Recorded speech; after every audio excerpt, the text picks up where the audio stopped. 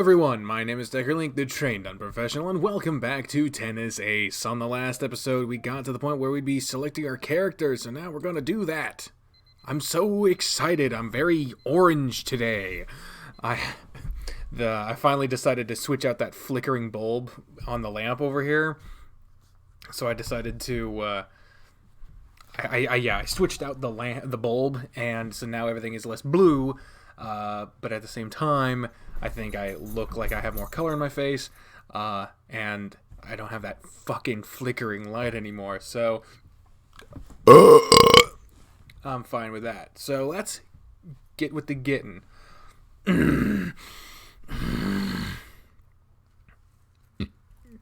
Also, hello to everyone in the chat. I'm glad to have you here. Spoof, stop eating the cans. God damn. You eat wood, you eat metal, you eat everything but food. What the fuck? Is it morning already? Yeah, I get it. Shut up already. Stupid alarm. Wish I could just smash it into a wall. But then again, this is super expensive, so I'll refrain from that. I also moved the monitor back a bit, so it might be a little harder to read, but I'm less... you can actually... I feel like I'm less restrained, and the green screen isn't threatening to just fall over anymore. So, I don't know. Holy shit, Despa. Hey, beautiful stream day at work was, well, the Norse. Where was hell the Norse kind of hell, because fucking cold. I work outside all day. Oh, that sucks. Aw, you got Decker stream coffee and wrapped in a blanket. That sounds nice. That sounds nice. I'm glad that you have your cuddled up all nice and snuggly. Before this, I was doing like the rest of my schoolwork. I did 2 weeks worth of work in like 3 hours, and I'm just really ready to do something else right now. Hey, kitty cat. Having a single day of class in the week is so bothersome. Why couldn't they just take the whole week off? It's Golden Week, damn it! My bed is so comfortable, too. Can I just sleep in for 5 more minutes? Aki! Aki knocks on my door, calling out to me. Aki, what are you doing knocking on my door so early? Joichi asked me to make sure you show up for class today. If you don't get out of the room in 5 minutes, I'm walking in with a bucket. You don't have class today. Why are you even up at this time, you little brat? Maybe I could just don't even think about locking the door. I took a copy of the key last week just to make sure. Jesus Christ, this fucking kid. Damn it. Sighing, I get up from my bed, grabbing my uniform that was lazily thrown over a chair yesterday, and walk to the bathroom. Here's the character select screen!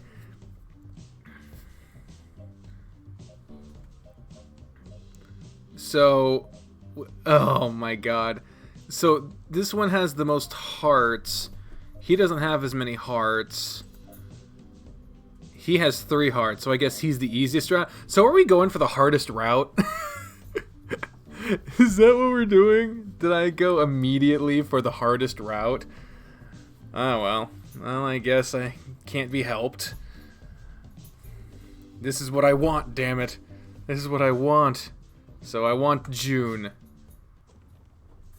Pardon my intrusion. I enter the music room without even bothering to knock once. Usually I mind my manners, but I already know June is the only person using this place. Oh, well, have fun working with the horses. Oh, Rutherford's on.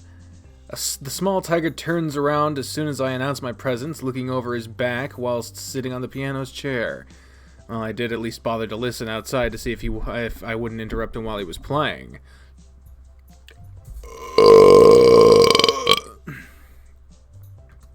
I waited a few minutes until he took a break. What are you doing here? I was feeling a bit bored and decided to drop by. You're feeling bored? Yeah, is that a problem? No, I'm just surprised. Wouldn't you normally be at practice right now? Oh, you didn't hear? Our courts are being repurposed for the school festival, so practice has been canceled until then. And tell them.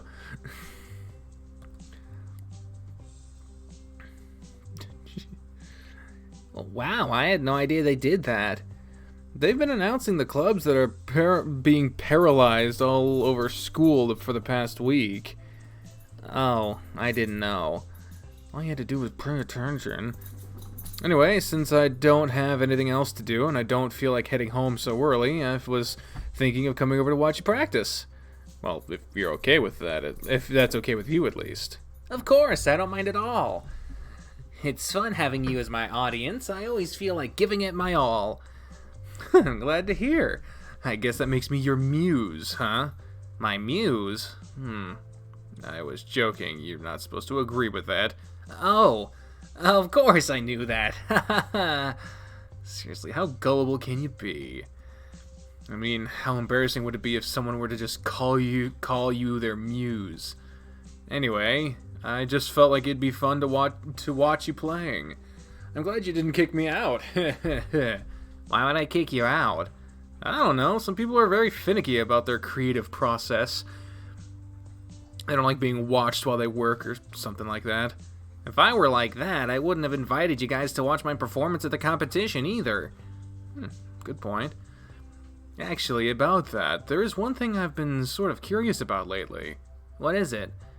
When's your next competition? I remember you saying that you needed to take part in a lot of them to qualify for the school you want to get into, right? Right. My next competition's at the end of May, just a little after the school festival. No way, that soon? Yeah, there are 5 competitions I need to win before the end of the year to have a fighting chance at the school I want to get into. The first 2 are back-to-back at the beginning of the year. I'll have some breathing room once I've dealt with this second one, but until then, I don't have much time to slack off. No wonder you've been so busy lately. I'm sorry, I had no idea. It's alright. You don't need to feel bad about it. I'm the one who didn't tell you. To be honest, I'm still nervous about it. Even though I won the last one, I still have the feeling that I just barely made it. I didn't really expect to find an incredibly good player in the last competition, and I already know he'll be taking part in this next one, too. You mean that lion guy? What was his name? Akashiro? Akutagawa. Ah, yeah, that one. You really think he'll be much of a problem for you? You were at the last competition, weren't you? I barely managed to get by the skin of my teeth. I don't think I'll be that lucky again. I wouldn't really call it luck. But your performance was really great back then. As far as I'm concerned, I didn't see anyone that I thought was better than you, even that Akutagawa guy. You're giving me too much praise. To be perfectly honest, I think Akutagawa-kun is already better than me at a technical level. But the only reason I managed to win was because I got lucky enough to have all the judges like my interpretation of the songs. If we were to clash against each other using only the standard interpretations of our set lists, he'd probably beat me. Is he really that good? He's crazy good. Believe me, I can tell. That's why I've been practicing so much lately. I need to cover the gap between us if I want to have any chance of winning. What matters most is in these is technical skill, after all. Then why don't you just do the thing you did last time? Are you stupid? Huh? Did I just get called stupid? By June of all people? I don't get it. Was there something wrong with what I said? There's nothing right about what you said. Individuality is frowned upon in competitions. The fact that all 3 judges liked my interpretation was just a fluke. If even a single one of them had disliked it, I'd have placed among at the bottom barrel. The thing I did was just an act of desperation because I knew I wouldn't have any chance of winning otherwise if he played his piece even halfway decent. And he did. Damn! The world of music competition is a lot more rigid than I thought. Tell me about it. We've only been streaming for 12 minutes, Greg, so you're good. Are you sure you're gonna be okay like this? You're not overworking yourself or anything, are you? Please don't give that. You're sounding just like my parents. You can't blame me for caring. I don't. Don't take me wrong. I'm really glad to have people who worry about me, but I'm not made of glass, you know. I'm not gonna break just because of a little stress. Fair enough. I'm not sure if I'm convinced, but I don't think pushing it would get me anywhere. At least not now. At most, it would just make him mad at me. Do make sure to take breaks every now and then, though. If you don't, I'm gonna bug you about it. How would you even know if I'm not? Isn't it obvious? I'm gonna be secretly watching you like a ninja.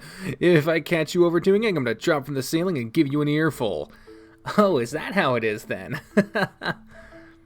I'm glad I can still make him laugh. Jun is far too pure to have a wary look on his face all the time. I'm gonna make sure he takes care of himself, even if I have to be extra fussy to do it. Oh, right. There was something else I've been meaning to talk to you about. Hear a small thumping sound. When I look at the source of it, I see Jun's fingers drumming his fingers on the piano keys. Sorry, I'm keeping you from playing, aren't I? Huh? Jun's eyes follow my gaze, and he notices the way he's been moving his hand. Oh, I didn't even notice. It's not like I don't enjoy talking to you. It's just I kind of got in a groove a while ago, so it feels weird not to be playing right now. Don't worry about it. I totally understand. I came here to watch you play. Talking is just a bonus. You don't have to keep chatting if you'd rather play. But I don't want to blow you off. Don't worry about it. My feelings won't be hurt or anything if you decide that you want to play right now. But seriously, you don't need to fuss over the smallest things. I already told you I'm fine. Are you sure? I don't mind talking for a bit if you want to. It's not every day that you come over to visit me, after all. Jeez, you're such a good kid. It's liable to bring me to tears. Rutherford-son, could you not call me a kid? I am older than you, you know. Sorry, I tend to forget that. To be honest, the times when I remember it is few and far between. Either way, just continue playing already. You know I'm going to enjoy watching you play anyway. Are you sure? Of course I'm sure. I already told you. I love watching you play. Okay. I've been practicing the song I'm going to be playing at my next competition. It's not going to bother... I'm not going to bother telling you the names since you've already proven that you don't care or to remember them anyway. Oh, ouch. Rude. Or at least it would be if it weren't true. Not much I can say against that. It's a song I've never played in front of you before, so I don't think you'd know it. Still, I hope you'll enjoy hearing it. This picture again. I already think that I'm going to use the character select screen as the thumbnail, so just in case. Oh, what? H doesn't work anymore? Oh, you son of a bitch. I thought this was perfect. Jun adjusts himself in his seat, placing his fingers on the piano keys and preparing himself to start playing. He looks way more, like, majestic in this pose. Something about the chin and the I don't know. He looks back at me once more as if to ask for confirmation. Is it really okay for me to play? That's what his eyes are asking me. I smile at him and nod. Nodding back to me, he adjusts himself one more time. Jun's fingers begin dancing on top of the keys. It still astounds me how he can be sitting perfectly still 1 second and then hammering the keys madly on the next. He was right when he said I'd never heard this song before, though. Even so, I can already tell that I like it. It's so full of energy and grace that it definitely feels like I'm watching a master practicing his craft. Well, at least that's the feeling I get. I've never seen a real professional pianist before. Then I still have this hard time believing that there can be someone better than Jun at this. Maybe it's just blatant favoritism, but I truly believe he's amazing. And the way he acts all the time, I think I can be forgiven for forgetting that he's also like this. But when he's going at it on the piano, it's hard to think of something more beautiful. I take an empty chair in the front row and merely sit, content to watch the spectacle unfolding in front of my eyes. A spectacle made just for me. May 8th. Well, I guess that's the end of the episode. No, I'm kidding. We're going to keep going. Kink shaming is my kink. Ugh, so sleepy, I don't want to go out today. Oh, so the hearts are just earned by going on different things with them. Okay, well, I guess I'll go with Jun again. Every day is Jun time.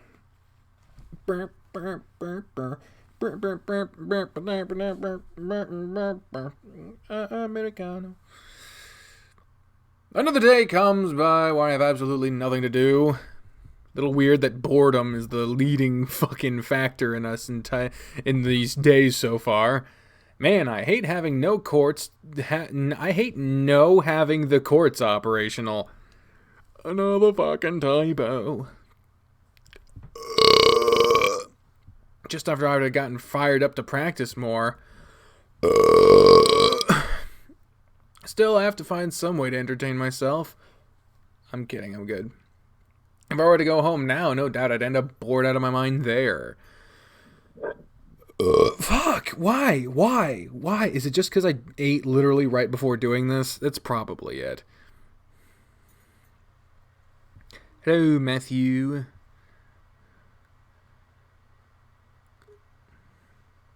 What version am I playing? I'm playing version 0.17. That is the version I'm currently playing. Mama's definitely going to be busy with work, and Aki is going to be at his own club. It's stuff like this that makes me miss being in a private club. Ugh, I don't want to be thinking about this right now. I just need a distraction. Which is exactly why I decided to come here. Pardon my intrusion. Wait, there's someone here with June? Oh, Rutherford-san, you came here today too? Oh, well, yeah. I did ask if it was okay for me to drop out every now and then. Last time I was here. Is this a bad time? Oh. So I've missed a few. Once I, Are they publicly available, McCry? Is 0.2 publicly available?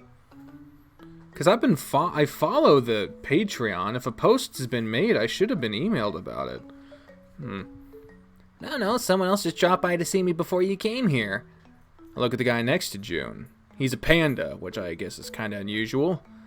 Pandas aren't all that common in Japan. They must live in China and neighboring regions. Well, it's not like they're super rare here either. Especially in later years, immigration has done a nice job of getting a lot of different species that weren't common in Japan to show up around here. Rutherford-san, this is Sora. Sora. Oh my god, his name is fucking Sora, and he wears a Kingdom Hearts shirt. Oh my god. We're like, oh my god, your name is Sora? That's the name of the main character of my favorite game. Oh my goodness. What? Fuck. I'll probably get the, I gotta check all the Patreons, make sure I have the most recent up, and I fucking better not lose all my progress again. I've been having those problems every time I have to update a game. I lose all my progress, I lose my saves for some reason. Getting fucking sick of that shit. So I better not see that again. I swear to Christ. He's my next door neighbor. Your neighbor? The bear turns to me. From the get-go, I can see he's avoiding eye contact. Don't tell me he's the standoffish type. Hi, I'm Sora Kimura. Nice to meet you and stuff. Hi, Sora. Coon. I'm Rutherford Hayes. I'm one of June's classmates. The panda nods, his eyes still glued to the floor. Yeah, I know who you are. You're pretty famous here in this school and all. Is that so? Awkward! Seriously, that was the most robotic introduction I've ever seen. I can't tell whether this guy has an attitude problem or if he's just avoiding me. Sora-kun, you should really try to at least look at him while you talk. As soon as he was called out on it, the panda lifted his gaze from the floor and focused his eyes on me. I could immediately make out a reddish tint on his cheeks as he did so. Sorry, Rutherford-san, he's a bit shy. Shy? This whole thing was because he was shy? Is that so? Could have fooled me.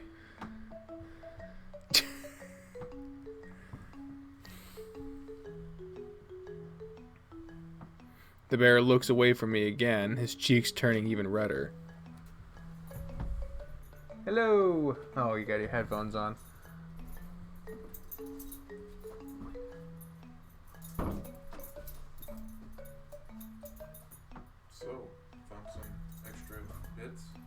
Yeah, I had them piled up here because I was going to give them to you when you got up. And I guess he must have snagged them right off of the desk. Do you need them? I don't think so. Well, they don't appear to be destroyed, so if you want them, feel free to grab them. Otherwise, he's probably going to keep them because I got no reason for them. I don't need them. Alright. I've only got those. Yeah. If they were different stripes, then maybe, but... Nah. You were a higher rank than I would if either one of us was going to have a different one than it'd be you.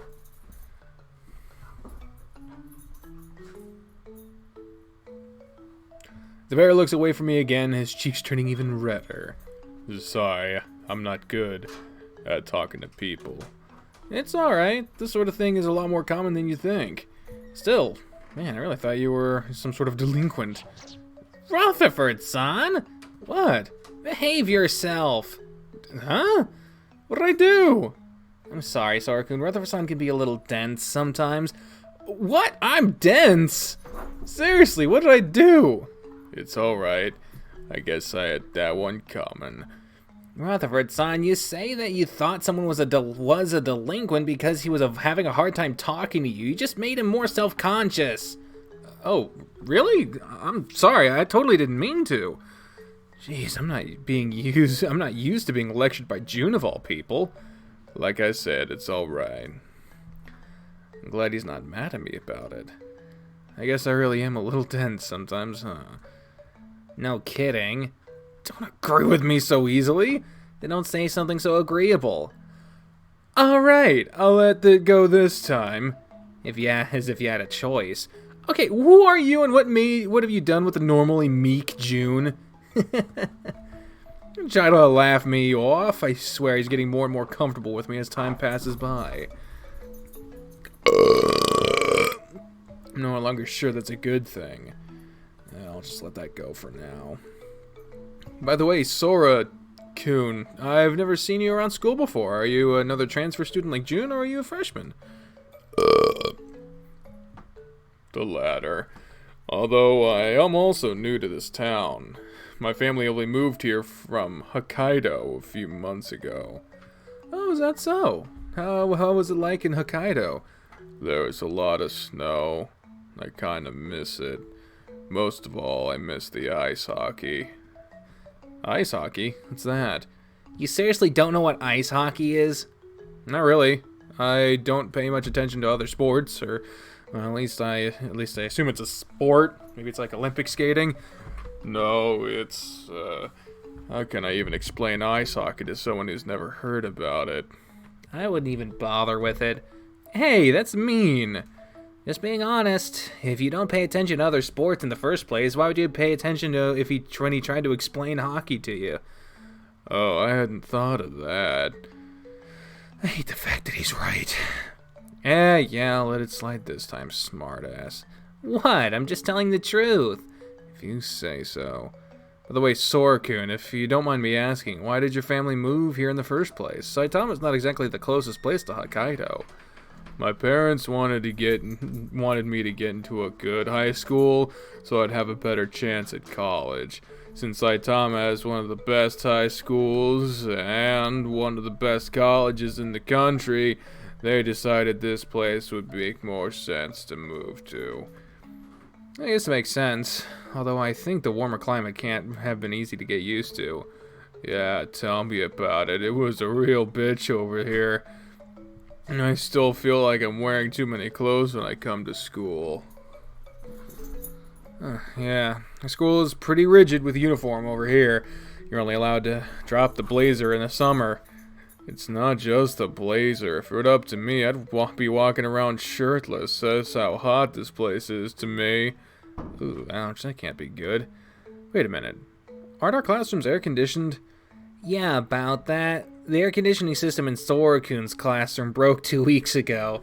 They still haven't gotten around to fixing it. Oh, God. I think I understand your pain now.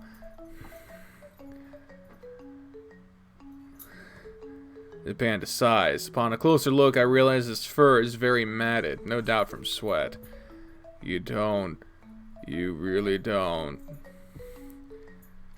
Okay, I wasn't gonna say anything about it, but I have to. His voice was supposed to be just like slower. Doesn't. Maybe like an Eeyore-esque. It wasn't supposed to be an Eeyore impression, but. Gee. Now I feel like I can't do the voice because you'd be like, it sounds like his Down syndrome. Fucking. Way to go, Jaro. Way to fucking go. Sorry. Poor fella. Anyway, as much as I like the air conditioning in this room, I was asked to run some errands after class. I only came by to give you the package. Oh, so you're going already? You know who else was just saying stuff? The Nazis. They also did stuff, but they said quite a lot of shit. Just saying shit doesn't fucking mean it's okay to say. Just because you can say it doesn't mean it's okay to say, is what I meant to say. I hate the little plastic shit.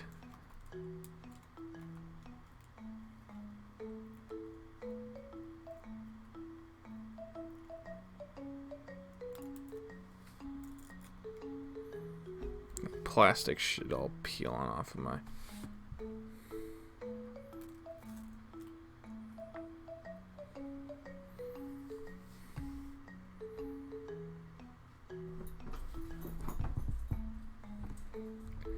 Sorry for being an honest bitch.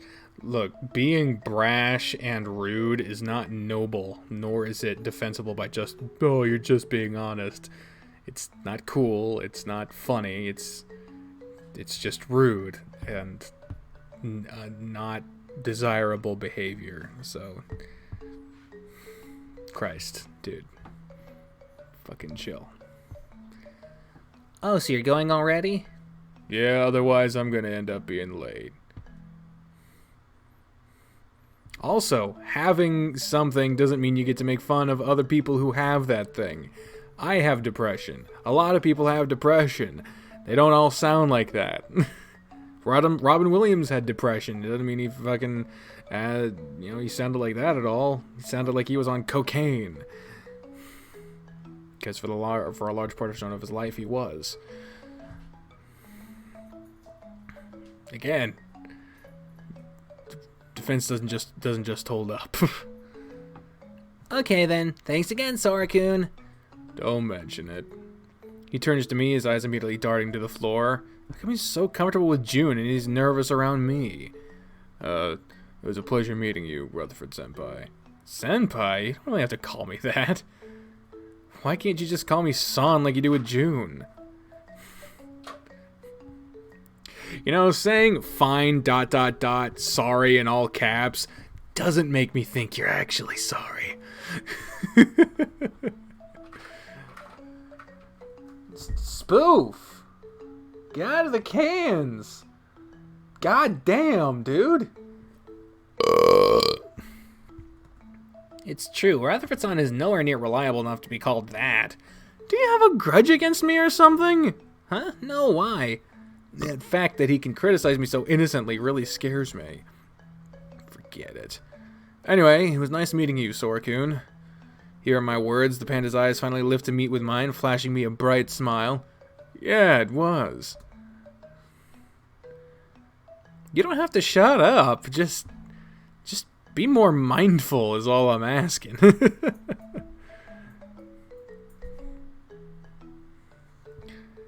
With those words said, the bear walks out of the classroom without a glance back. That guy really is something. Not where I was going with this, but I guess I'll accept it. By the way, what's the package that he came by to drop off for you? Huh? Oh, we were talking about some games and Sora-kun offered to lend me his play system Viva.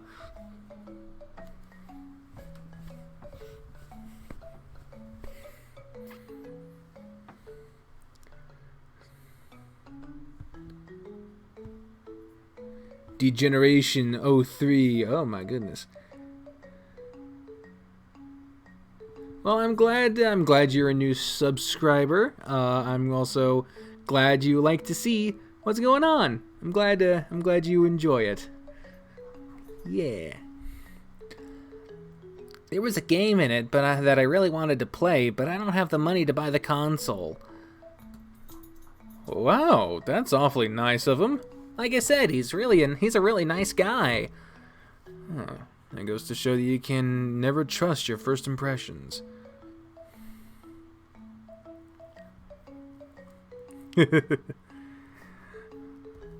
Wait, this reminds me. Didn't I promise to lend June one of my consoles a while back?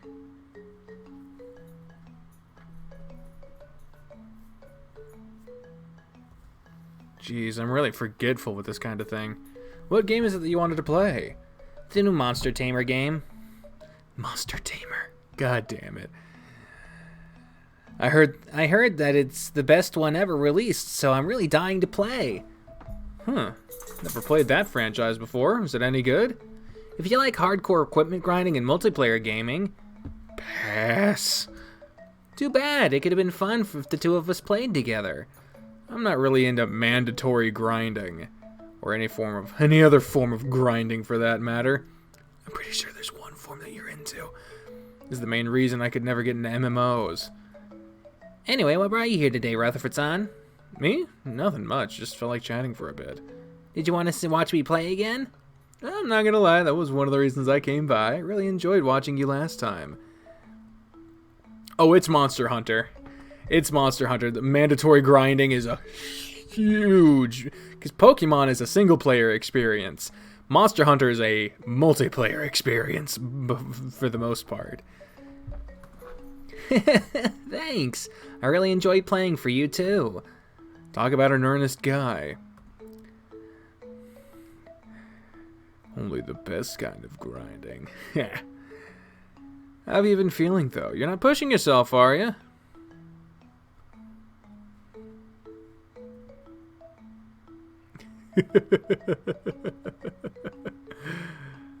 I'm doing good, Noisy Boy. I hope you are, too. This conversation again? I thought we had already gone over this. Oh, we have. I just wanted to check up on you. I'm fine. I was fine last time, and I'm still fine today. You don't have to worry so much. Seriously, don't. Annoying. Message received. There I thought I could probe him about what was upsetting him, without upsetting him. I guess June really hates having people fuss over him like that. By the way, do you have any idea what that Akutagawa guy is going to be playing in the next competition? No. The list of participants and their selected pieces won't be released until a few days before the competition. I thought this kind of info was usually released at least a month before. Usually, but not always. It depends on what company is organizing the competition, who their sponsors are, etc., etc.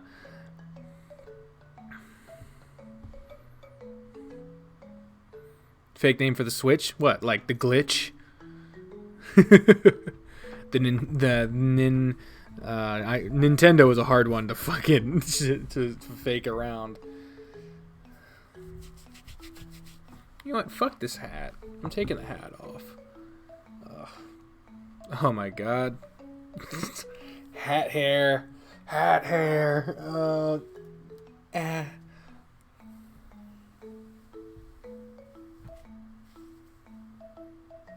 Or you could just call it the witch.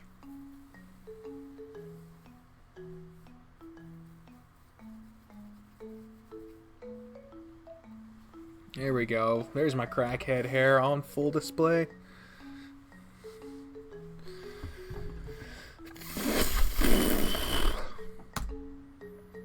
There actually isn't as much of a standard as one would expect. A lot of the rules are completely dependent on the organizers. That's not very encouraging. I know. It's just something you gotta learn to deal with early in your career. On the bright side, it also means that players can pick and choose what competitions they sign up for based on which sets of regulations they feel more comfortable with. Not that I have the luxury of choosing, of course. I just have to sign up for everything that comes my way and pray that to my lucky stars that I win. That's not really that bad. Regulations can vary from what clothes you're allowed to wear to what songs you're allowed to choose, whether or not you can have an accompanist playing another instrument, things like that. Oh, Jesus, what the fuck? Have you ever went to a store on Black Friday and went to Walmart and saw a lady slapping what I presume was her husband? I think it was because he didn't get what she wanted. I actually worked at GameStop on Black Friday a number of years ago.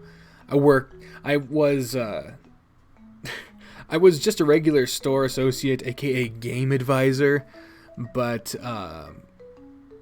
since I was like the only male that worked there that was above 5'4",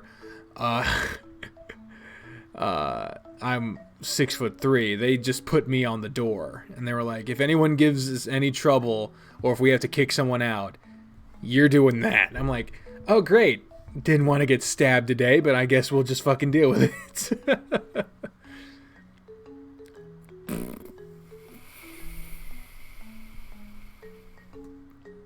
What about this one? What are the rules for it? There isn't much regulation when it comes to the clothing, other than the statement that all participants must be adequately clothed, which by itself is pretty vague. Set lists can include any songs from a list of pre-approved composers whose names I won't even bother reciting to you. The only real regulation when it comes to the songs is that you have to pick a piano solo, so accompanists are very much not allowed. To be fair, this is pretty much as close as you can get to a standard when it comes to the rules for competitions. Doesn't sound like it leaves much room for individuality, though. It's like I told you before, competitions aren't really the place for that sort of thing. Players who want to showcase their individuality would have a better time taking part in a recital. Have you ever taken part in a piano recital? Once. It was quite a few years ago. Why don't you do it again? I'd like to, but that sort of thing is impossible for someone like me.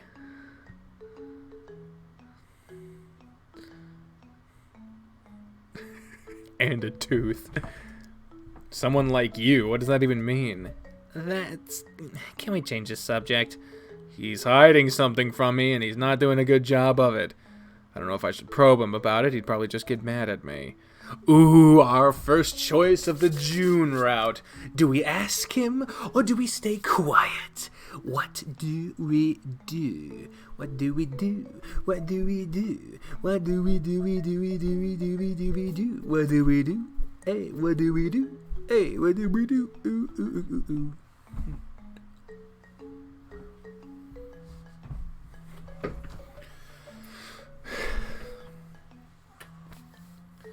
We got a vote for stay quiet, another vote for stay quiet, and the second vote came from McCurdy, who, as I said yesterday, 2 days ago, was on the dev team, so I'm a little more, their vote counts as a little more.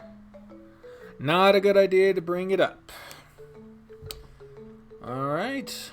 Oh, we got a, oh, no, okay. We had one vote for ask him, but another one to just stay quiet. Smash! Alright, the majority says stay quiet.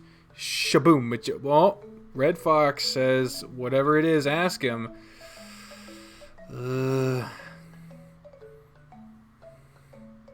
vote for ask him. The majority still says stay quiet, so I'll go with that. Yeah. Oh, that'd be a bad idea. He's already gotten annoyed at me once for probing him about his welfare. I doubt he'd be very receptive to me ignoring his request to not talk about something. Ugh, I really want to know what about it, though.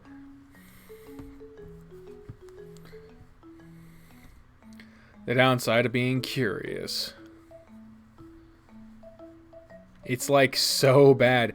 McCurdy, whatever it is, message me on Skype. Message me on Skype, because I want to know, but I don't want to fuck up, so just tell me, because you're being very vague right now, and I don't do vague. Actually, now that I think about it, is there any upside to it? Texas smash that stay quiet.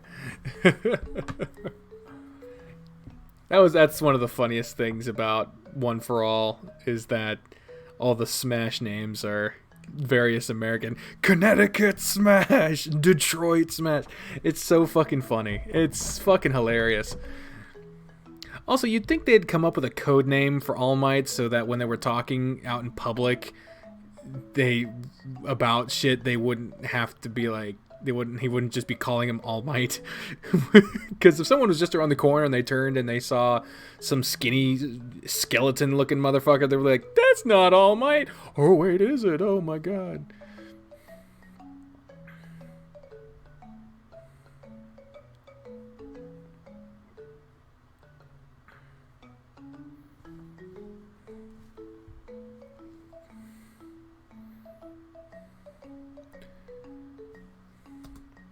Let's stop talking about My Hero Academia and just go fucking right into this. You really suck at hiding things, you know? Huh? I mean, it's plain as day that you're hiding something. But it's alright, I'll let it slide. You'll tell me when you're ready to tell me. Thanks, Rutherford-san. Don't get used to it, though. I'm doing it just this one time. I'm still not gonna tell. Ah, how cruel. I wonder if there'll ever be a good time for me to ask about it. May 9th. These days are going by pretty quickly. Not feeling too bad. Let's see what this day has in store for me today. 2 hearts. June again. June again book. Half the day has already gone by and nothing exciting has happened. Other than our class discussing preparation for the festival, it's mostly just the same boring routine of studying. Without practice to break it up, it gets tedious very quickly. I was kind of looking forward to lunch with everyone, but both Shoichi and Saya had to excuse themselves because of their other duties. As for June, he just kind of disappeared before the bell even struck. Well, that's good that June's days are short because he has a lot of them. So, hence, I'm now walking around on my own trying to find something to do. Before I'd even decided on where I wanted to go, my feet had already begun carrying me through a familiar path. Well, I guess the roof is as good a place as any. Might as well take a nap, since I've got nothing better to do anyway. I'm telling you, it'd be a great idea. Again, I'm gonna have to disagree with you on that. Suddenly, I'm walking out to the roof. I hear a set of voices talking very loudly. It's 2 male voices. For some reason, they sound very familiar, and I can't quite place them. It's as if they didn't hear me coming in because they continue chatting as if nothing happened. Taken by my curiosity, I press myself against the wall so they can't see me, trying to listen on their conversation.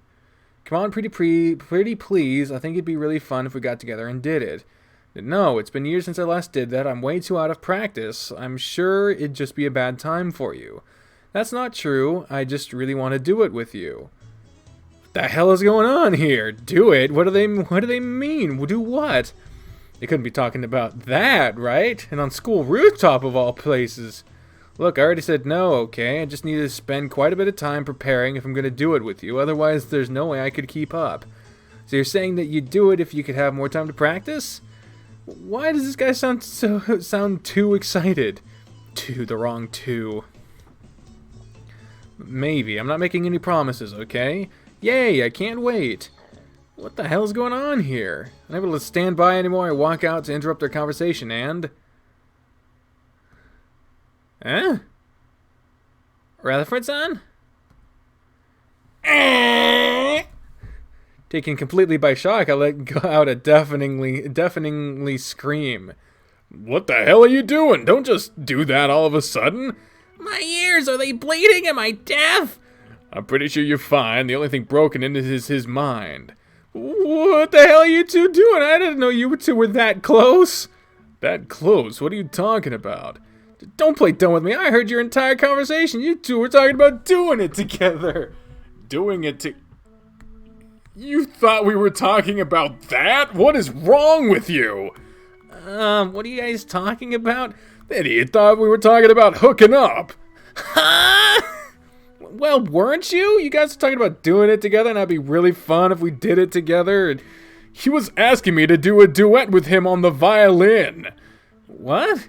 I told him if I hadn't played in a while, and he insisted that he thought it'd be fun if we played together. Seriously, what the hell is wrong with you? Even if we both swung that way, do you really think either of us would be the type to just talking about that sort of thing so casually? Oh man, I really messed up. Oops. Don't just oops me, jackass! Just look at poor Kobayashi. I think he's completely glitched out. June, are you alright? I wave my hand in front of his eyes, yet he remains completely motionless. Ah, boy. June-san, are you alright? June merely stood frozen in place.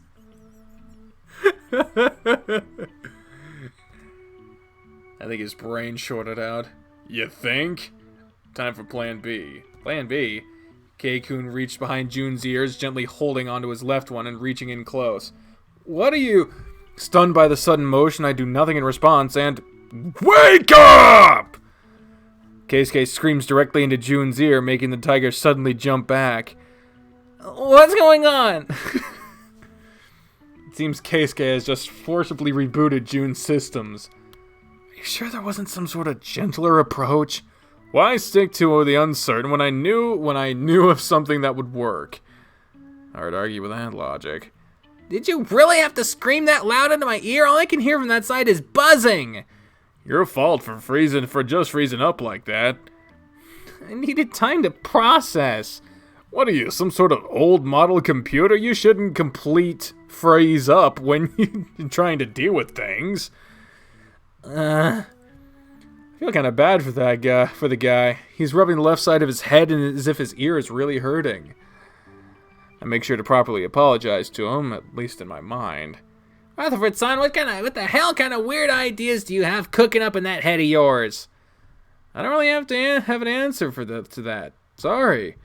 I don't even know how to feel about this. Again, I'm sorry for misunderstanding. But you do have to admit, you were saying some pretty misleading things. I admit to nothing. What? Same here. We're clearly not the ones at fault. You two could try to work with me at least a little bit here. Nope, not gonna happen. Talk about stubborn. So, you two were talking about playing a duet, right? Trying to change the subject, I see. I'll pretend I didn't notice that. Well, thank you for your restraint. You're welcome. Either way, yeah, Kobayashi wanted me to play the violin with him on a duet. I thought it'd be fun if we played a classical piece together.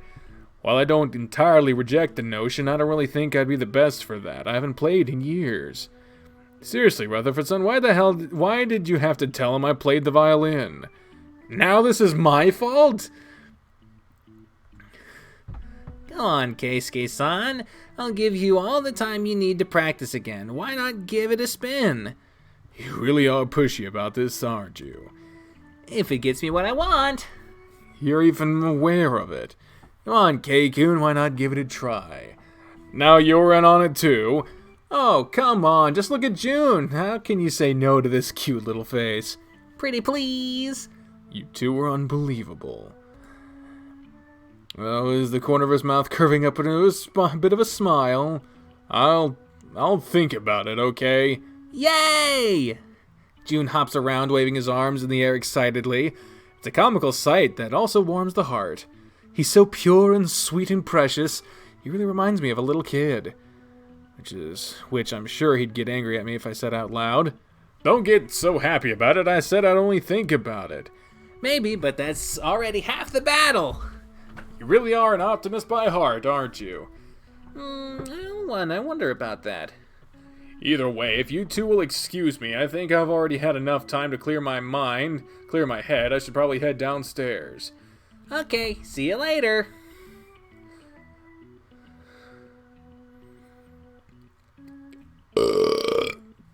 Can you smell what the Rock was cooking was a reference to The Rock.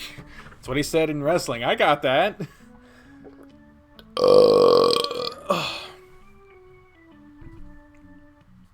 Talk to you later, K-kun. Thanks. See you later, too. The sound of the metal door shutting close behind K-kun echoes loudly through the roof, leaving June and I alone here. By the way, Rutherford-son, what are you doing up here? It's supposed to be my question. I come up here all the time. You, on the other hand, do not. I guess that's true. I just felt like coming upstairs, I guess. That's it? You don't have any real reason? Does someone need a reason to go somewhere? Well, yeah, of course you do. Well, I didn't really have any. I just felt like coming here. It's like it's like trying to talk to a brick wall. You really didn't have any more compelling reasons to come up here. Not really. I could try making one up if it'd make you feel better, though. Are you mocking me? I feel like you're mocking me. As always, I can't tell what's going on in his head.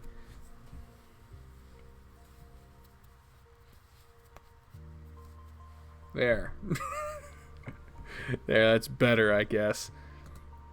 This tiger remains as much of a mystery to me as he was when we first met. I can't really say much about it. I just feel like wandering around sometimes. There was this one time when I felt like walking around at night, went out into the street and ended up getting lost. Boy, were my parents mad at me back then.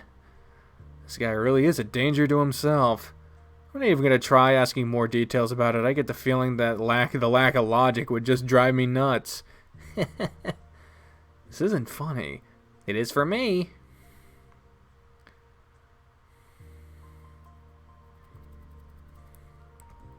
This fucking guy. Leaving the talk of your wanderlust aside, how is the progress on your rehearsal going? Have you managed to perfect that song that you want, like you wanted to? I wish. It's still nowhere near the level I want it to be when I perform. I guess I'll just have to be patient and keep practicing. I have a hard time believing he can get any better than he already is. But then again, this guy has a history of subverting expectations, and not always in a good way. I know I'll get there eventually. It's just a matter of practice. It's such a matter of practice. Though I have to admit it's a bit frustrating at times. Hey, Oscar.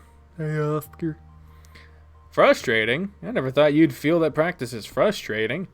Are you kidding me? Practice is nerve-wracking. It's a constant battle against myself, trying to confront my music with sincerity, trying to overcome the musician I've always been, feeling helpless whenever I don't progress as fast as I can. It's one of the worst feelings in the world. There were times when I felt like throwing up from all the pressure. I had no idea he could feel like this, too. I thought like someone like June was the type to always have fun, no matter what. I thought he'd always be happy and content as long as he had the piano. I never thought I could make him frustrated like that. Don't you worry about the meaning behind those feelings? The meaning behind them? What do you mean? I've felt like that before. To be honest, I feel like that to this day. Whenever I'm practicing, this feeling of anxiousness starts to take a hold of me. I start to feel like I'm not improving. I get desperate, anxious, worried, stressed. Sometimes it makes me feel sick to my stomach. It always makes me wonder if maybe those feelings mean that I don't really love tennis. That maybe I was wrong in thinking that this is for me. I think it's the opposite. The opposite? Yeah. I think it's because we feel that way that we can truly love what we do. I don't follow. I mean, yeah, it sucks when we feel like that, but think about it. Would you ever really worry about something you don't like? I believe that the reason we feel so awful about the things we do is because we love what we do. We love it so much that we want to devote everything we have to it. And that makes us worry when we feel like we're not making progress. Those feelings of helplessness are awful, but in a way, I feel like they're also wonderful. Because to me, they're the proof that I really love the piano more than anything else.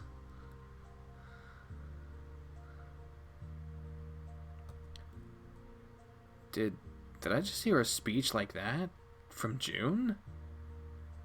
Hi, Oscar's friend Sarah. June of all people? What the fuck?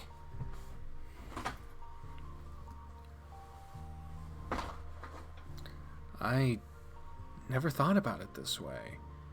Jaro, you know better than that. Don't say welcome to hell.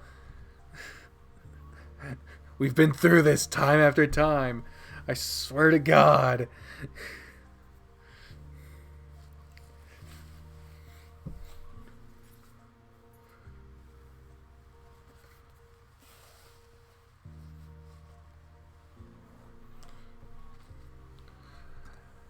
I never really expect June to have something so insightful to say. That explains why it felt fucking weird. I had it on the wrong ear. In a way, he's completely surprised me again. This guy really is a little box full of surprises. I don't even know what to say here, June. Don't say anything. It's okay to be out of words every now and then. I really didn't expect this kind of wisdom from you of all people, that's for sure. Oh, gee. Why me of all people? Oops. Oh, yeah. Wow, that really came out wrong, huh? What was it supposed to mean then? Well, you know, it's... oh, man, look at the time. I don't want to be late for class, do I? Rutherford, answer me! Sorry, the signal's cutting out. I can't hear you well. I'm going through a tunnel. Rutherford, son! See ya! Get back here! And I'm getting chased through the school by a tiger. That's the first time in my life that I ever felt like I was being hunted. For a guy his size, June can be certainly pretty fast when he needs to be. May 10.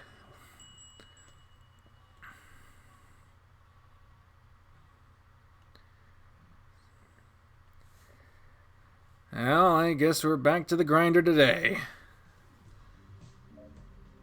Let's do another June day. How about that? I mean, we've been streaming for an hour, but might as fucking well keep going.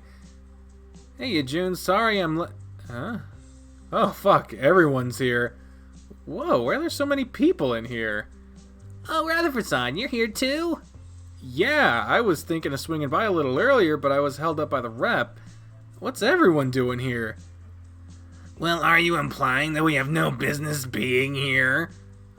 I never said anything like that. Hold your horses, man.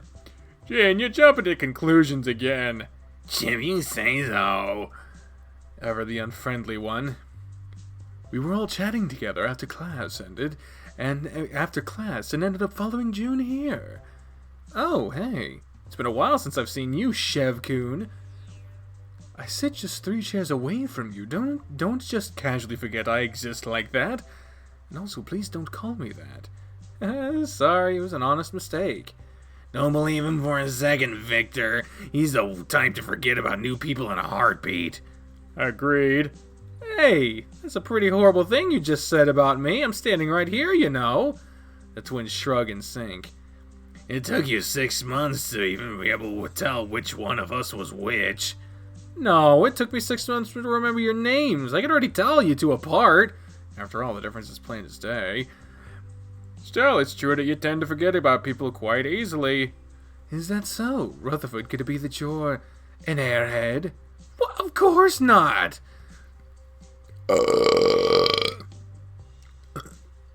Huh? But Rutherford-san, you are an airhead. You're the last person I want to hear that from. What, Rutherford-san, your eyes are scary. June, I don't think you of all people should be saying that to him.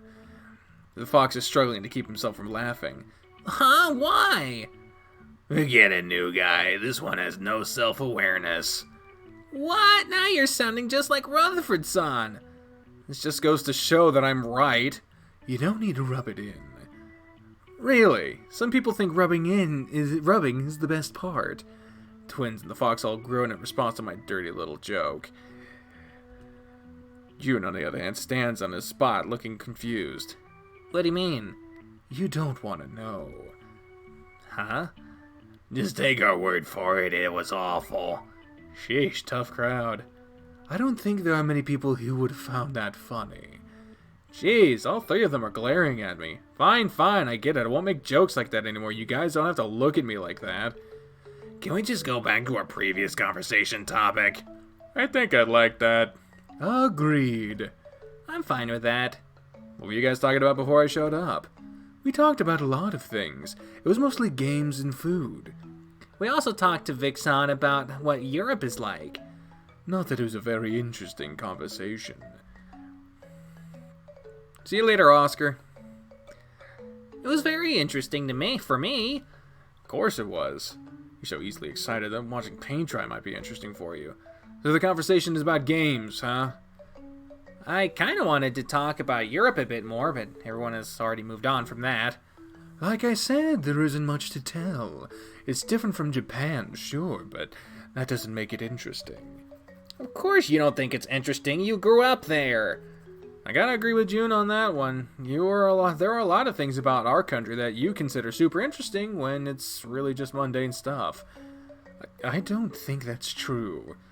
I've seen you gawking at a vending machine once because we had all different flavors of soda and snacks inside. What? You saw that? Nope, but you've admitted you did it. The Fox's cheeks immediately flush red. He stares at me with a gaping jaw. Foreigners, they're all the same. Rutherford-san, that was kind of mean. Think so? I thought that was hilarious. It was pretty clever of you to trick him like that. Ow! Gene elbows his brother with an effort to get him to stop talking. Don't you start. Jeez, you're so sensitive. Ow! Chef Kun sighs, rubbing the back of his neck and looking away. Jeez, I can't believe I fell for such a childish trick. Nothing to be so embarrassed about. A lot of people are awed by different things. Anything that isn't common in your country, can be shocking to you, even if it's pretty commonplace for us. Maybe. But that was still too stupid of a trick. How did I manage to fall for that? Well, people don't usually expect me to be sly.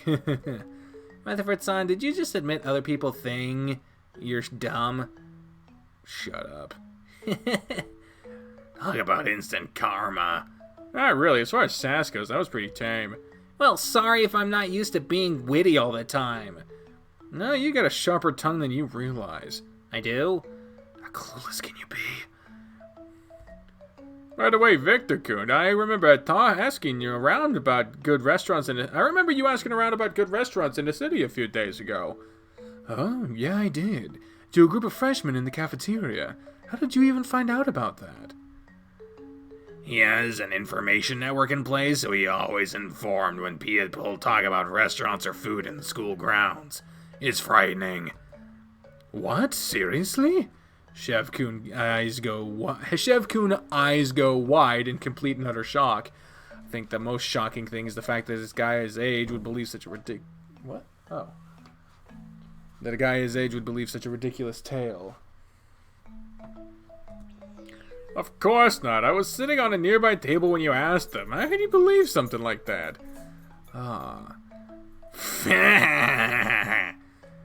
Gene doubles over in a bout of roarish laughter, gasping for air as it continues on for quite some time. Chef Kun stares at him with an offended pout, his cheeks tinted red. This is the second time you guys have made a fool out of me. Sorry, you just really struck me as the kind of idiot who'd fall for a stupid story like that. Ha ha ha! Hey!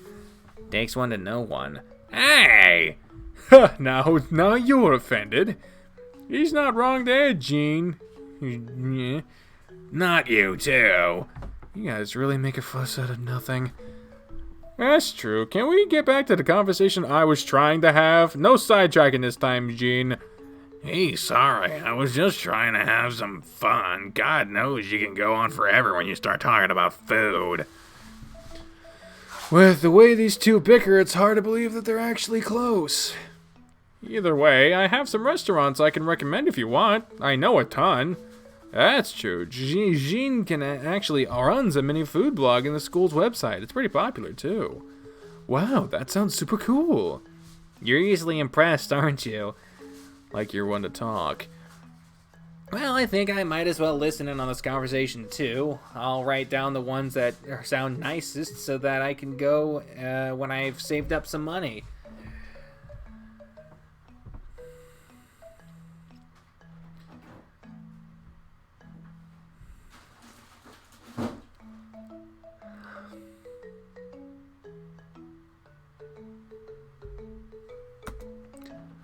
Okay, let me see. Where do I start? The bell rings to signal the end of the lunch break. Wow, did I really go on for that long? It was very informative. Yeah, for sure. Now I'll be able to eat something other than convenience store meals. You could always just cook for yourself, but I didn't get to eat yet. Something tells me I'm gonna have to go the rest of the day hearing you complain. My lunch. Sorry, big guy, I don't think anyone noticed the time passing. Yeah. Jean scowls, gritting his teeth. He's way too upset for just a missed meal. I have to admit, my stomach probably won't like me for this either. I was only going to have the cafeteria's nasty food anyway, so no real loss for me. Even someone who just moved here already can tell a cafeteria food is bad, huh? Well, yeah, the thing just looks and tastes foul.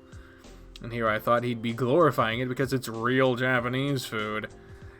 I guess foreigner stereotypes aren't always correct. Also, he'd probably hit me if he knew I was mentally stereotyping him. Come on, bro, let's head back to the classroom. We have at least 5 minutes before class starts. You can at least eat part of your food. But I won't be able to buy the cafeteria's yakisoba bread. Seriously, why do you want that thing in the first place? It's horrible. The two walk out of the room whilst bickering about food once again. Why is it that whenever those two are fighting, the subject is almost always food? I've been asking myself this question for years now. It's like the only thing they can't agree on.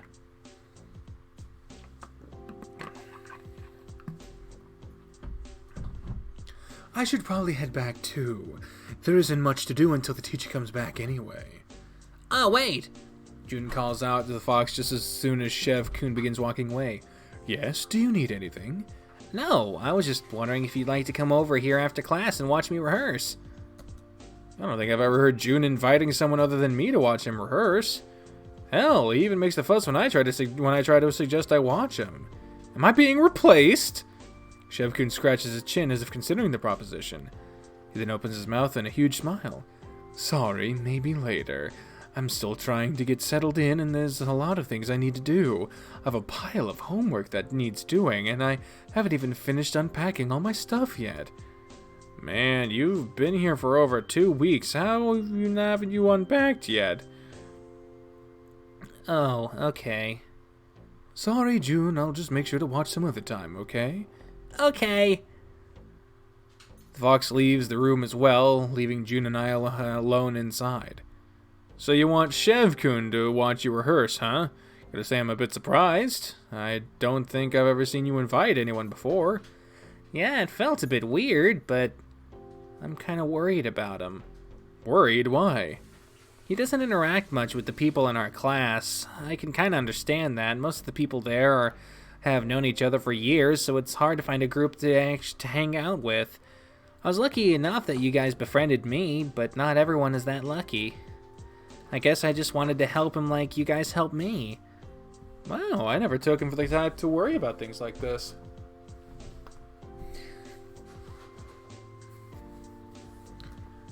You're a lot more mature than you look. Why do I feel like that was supposed to be an insult? It's not. Don't worry about it. I just never really thought you'd be the type to worry about other people. What? Of course I do. What do you take me for? If I didn't worry about others, then I'd be some sort of psychopath. Kudos for knowing the word psychopath, but I'm pretty sure you used it wrong. I think you're exaggerating a little tiny bit there, but I see your point. Still, I just don't think you'd pay enough. I just didn't think you'd pay enough attention to notice that sort of thing. That's all. Again, I feel like I should be insulted. Sorry. Is it alright if I come and watch your rehearsal later, or was that offer just for Chef Kun? Of course not, Rutherford son. I love having you around while I practice. You're always welcome to watch. Damn, saying something like that while making a face like this is a low blow. Thanks. I'll make sure to swing by later. We should probably head back now, though. Okay. Why is my heart racing? May 11th. Good lord, these days are just flying by.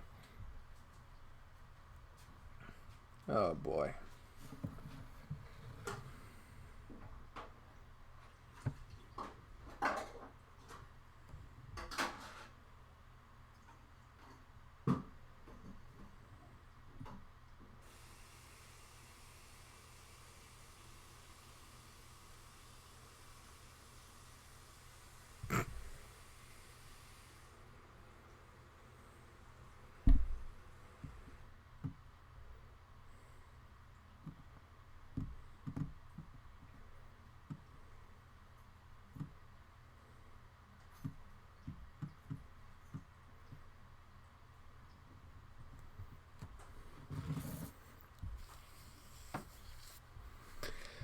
I wonder what's going to happen today.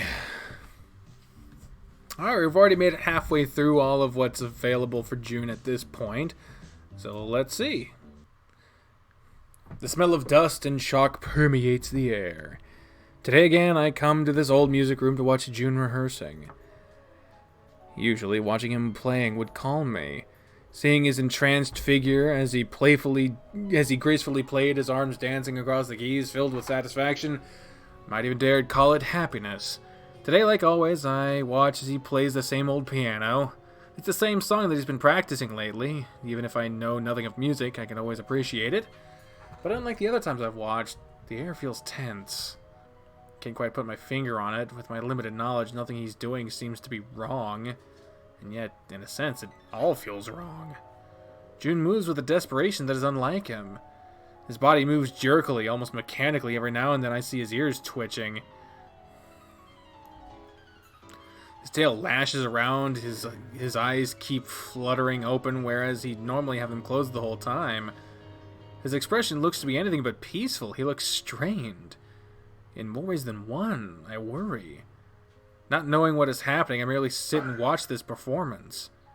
Calling it grating would probably be a stretch, but at the same time, seeing it makes my heart ache. His mouth curves and his lips quiver. It looks to me like he's gritting his teeth. At this point, I'm absolutely convinced that something is wrong. I consider it to myself whether I should stop his performance, but I also know how he is. He'd probably kick me out if I interrupted him halfway.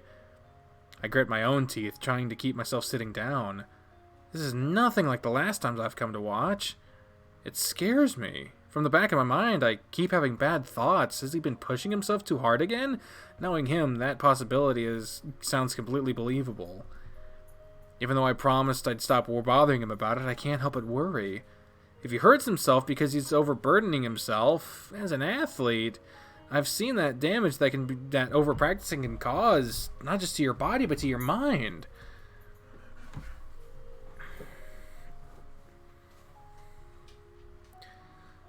I just want this to stop. I want this performance to stop. Please, just make him stop.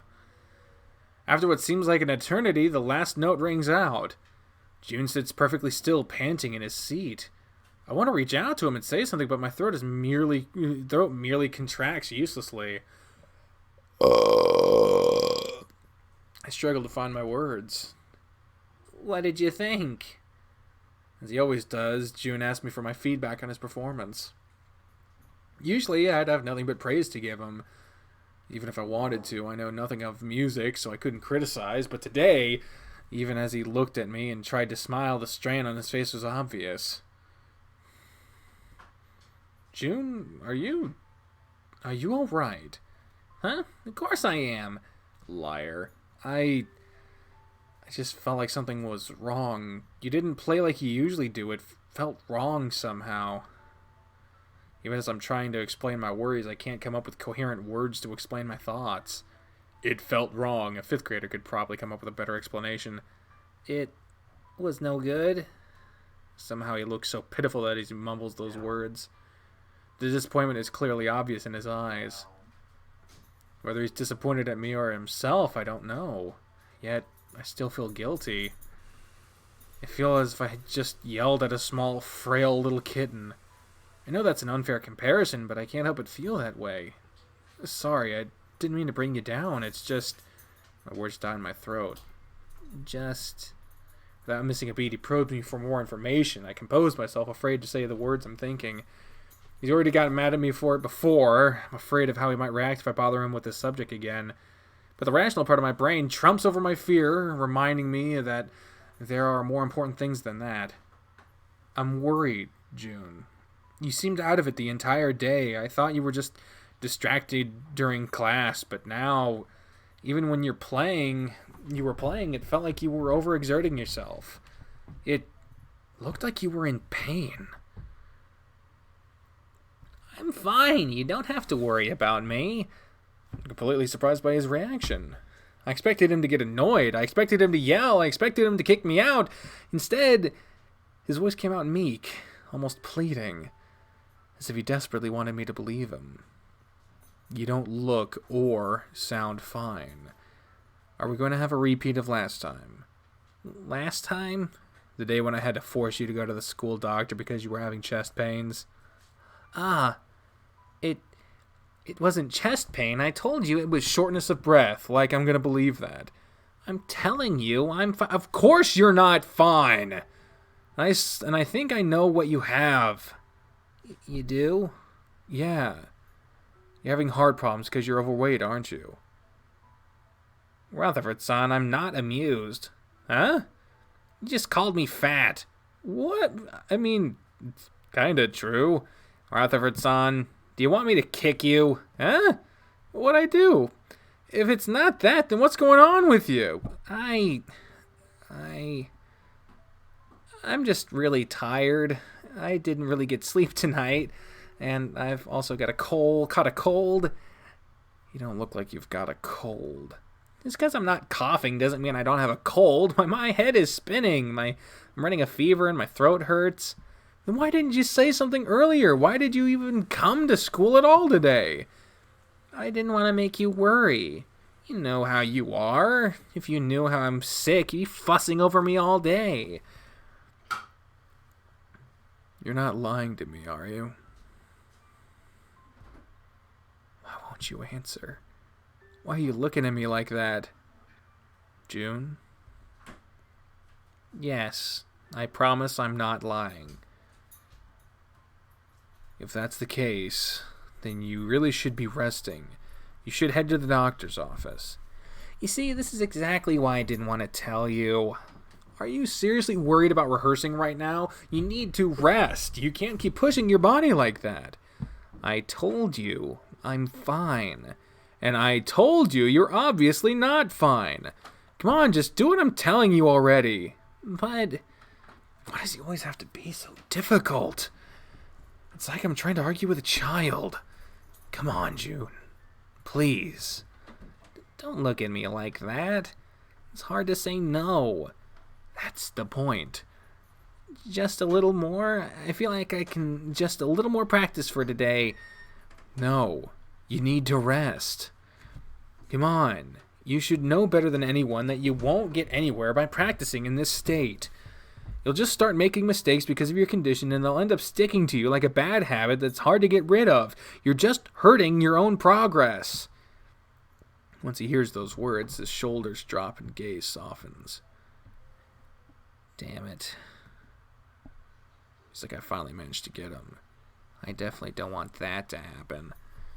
Jeez, you can be stubborn. That sort of attitude isn't always cute, you know. Are you going to do as I say and head home now? I guess so. There's no point in arguing with you. You are even more stubborn than I am. Damn right I am. It's not something to be proud of, you know. If it gets you to rest, then of course it is. Do you need me to walk you to the doctor's office? There's no need. I'm just gonna go home. Home? But the doctor's office is a better place for you. It feels too much like a hospital. I can't relax in there. I guess that's fair. Do you need me to walk you home? It's alright. I kind of want to be alone with my thoughts. Thoughts? Plural? Something wrong with that? No, not at all. Everything's fine, just dandy. If you say so. Can I ask you to handle the cleaning of the room for me? Usually I take care of it every day after I finish rehearsing, but of course, leave it to me. I'll make sure this place is spotless so you can just relax. Thanks. Jun picks up his bag and stands up, looking me up and down one final time. I guess I'm gonna head home now. I'll see you later. Get well. I will. Thank you. Wonder if everything really is okay.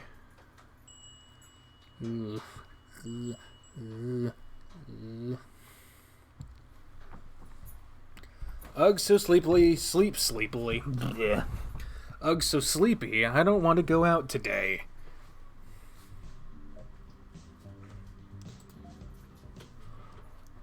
I've been thinking over a lot of stuff since I last saw Jun. I've been wondering what I could do to help make him feel better. It's plain to see that the stress has been taking a toll on him, so I thought of ways that I could potentially try to help without also being intrusive and annoying. In the end, all I could come up with was a silly little care package. I've bought all of Jun's favorite sweets, as well as some vitamin pills and some tasty food. I want to make sure he's eating. Even if it's junk food, it's still better than nothing. I can't wait to see his face when I give this to him. Hey, pardon for the intrude. Huh? At first, I don't see anything. The tiger I expected to be sitting in front of the piano isn't there. For a second, I imagined he might have taken my advice to heart and decided to take a break to take rest today. Feeling satisfied with that, I read to myself to step outside and close the door. Then, for some reason, a chill runs over my spine. Call it instinct or premonition, but something tells me to investigate further. I step inside the room to begin to walk over to the piano. Lumped over on the floor is a tiny figure of a tiger dressed in his school uniform. He's fallen over behind the piano, hidden from view from anyone who doesn't bother to take more than a cursory glance into the room. Jun! Without a second thought, I run towards him. Jun, are you alright? That's when I notice it. A small puddle of blood forming around his head. I look up and see a few drops of blood running down the edge of the piano. No way. I desperately open my bag, rummaging through a piece of cloth or something I can use to put pressure on it. Come on. A clean shirt! Come on, Jun, answer me. I try to remember the basics of first aid that I learned a few years ago in school, but it's no use. My mind is racing too fast to properly think. Calling out for help. Someone please, anyone help.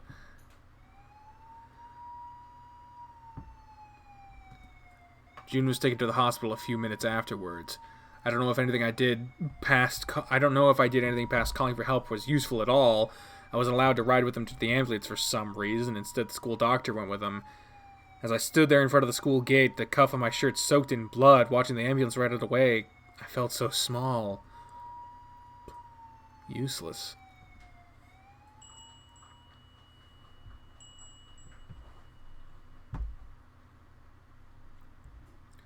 I wonder what's gonna happen today. Oh, I wonder what the fuck. Yeah, let's fucking... Pristine white walls and floors, the slight smell of dust mixed in with sanitizer, an endless array of numbered doors. The feeling I got when walked into the hospital was one of dread and nostalgia. Last time I'd been in a hospital was when Aki was born. And just a few days before that, I was also in the hospital when my dad was pronounced dead. Wow. Goddamn. I hate this place. And this time I also ended up here for a not so pleasant reason. You guys really didn't have to go out of your way to visit me. We dropped by after school to come visit the stubborn little tiger that had been admitted here after a freak accident. Holy God! This is going to be a nightmare of voice acting. You're crazy if you think we just let you rot alone in a hospital bed without coming over to see you. Yoichi-san. You shouldn't act so surprised. We hardly seem like the only ones to have had the idea. Keisuke glances over to the mountain of wrapped presents on a bedside table that was almost 40 centimeters high. It seems some people even skip class to keep you company, huh? Chev-kun and Sora were both sitting next to Jun's bed, looking at us awkwardly. I can sort of get why Sora would come since Jun is his neighbor, but why are you here, Chev-kun? June has been really nice to me since I first moved here. I thought I'd return the favor and making sure he wasn't alone. Although it turns out I didn't really have to. I told you guys you didn't have to. Nonsense. It was my pleasure to spend time with you. Same here. I'm starting to feel bad for not having skipped class to spend time with June. Agreed. Yeah, I feel kind of like a sucky friend now. Oh, don't you guys start on that too. Yeah, alright, sorry. By the way, I'm sorry there aren't any chairs in here for everyone. I can call a nurse and ask her to bring some more in if you want. Don't be silly, we're fine where we are. Yeah, we're not going to complain just because we have to stand up, we're fine. Although if you'd like, I could get you into a top-line hospital in a heartbeat. Please don't go through that sort of trouble for me. There's no way I could pay you back for it. I'm not asking you to, and it would be no trouble for me. A few days in private hospital would hardly leave a dent in my wallet. That's one of the things that scares me. Huh? Nothing.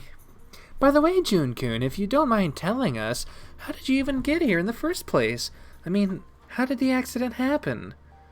At the mention of the accident, everyone goes stiff. We all watch June carefully, afraid of how he might react to it. For a second, his suddenly neutral expression gives us quite a fright. It's stupid. I tripped on my shoelaces when I was getting up and ended up hitting my head on the piano. Next thing you know, I'm in the hospital. How did you even manage such a feat?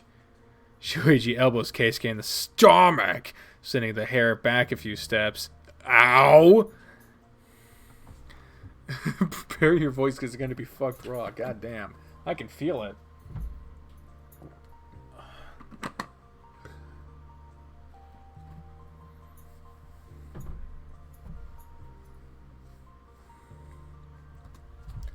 The important thing is that you're alright now. Good thing Rutherford was there to help you when he did. Don't get me wrong, I really appreciate his help, but my head injury wasn't really that bad. Then how come there was so much blood? Well, there were quite a few blood vessels in the head, so even minor injuries can bleed quite a lot. So I was scared to death for absolutely no reason. Good to know. It's not like that. You were still very helpful. There was no way to know if it was serious or not without getting me to a hospital. If it's not that bad, then how come you haven't been discharged yet? The doctor said he wants to keep me in for observation to make sure there's nothing wrong with me. Sounds a bit overkill to me for some head trauma. You've already been here for over 24 hours. I'm kind of surprised at the level of care you guys get in here in Japan. There were nurses coming and going out of this room all the time to check up on him. I never knew you could get such attentive care for a regular injury. That's not normal, though. They're going above and beyond here for some reason. Really? Why? I can't really answer that. Is that so, huh? I didn't expect that level of care from a public hospital. Things aren't going to be bad just because they're not private, you know. I understand your argument, but we're remain unconvinced. You really sound like a snobbish rich guy every now and then. Think whatever you like, I still keep my opinion. You're impossible. Can you two behave? Do you need to bicker everywhere you go? What are you talking about? We're just having some fun. There's no need to be so serious all the time. We're in a hospital, you know. It's alright, Rutherford-san. Seeing the two of them like this is kind of relaxing. It just feels right. So you're saying they bicker so much that it'd be weird if they weren't fighting. That's kind of a sad thing to say. Well, I can see that Juna's in good hands now. I need to be home soon.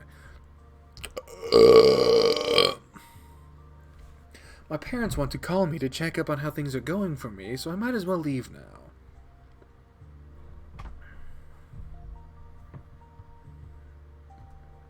Oh, me too. I still need to go to the club I'm affiliated with for practice. Okay, thank you for keeping me company, guys. And for the presents, too. Don't mention it. You call me if you need anything. I'll drop by later to bring you some more games. You brought me so many already. I'll be able to try them all before I get discharged. Nothing wrong with having some variety. I suppose. I wish I could bring you something too, but I didn't bring a lot of games with me from my France. His France, specifically. I only have one of my consoles, and it's not a portable one. You don't need to worry about that, really. You guys have already done so much for me. I'm just returning the favor. Feel free to call me whenever you want to hang out. I'll come if I'm available. Okay. See you guys later. Bye, everyone. See ya. Thanks for the help. Yeah, thanks for keeping an eye on him so he doesn't end up hurting himself again. You two take care on the way home. The room is definitely a lot less cramped with fewer people inside.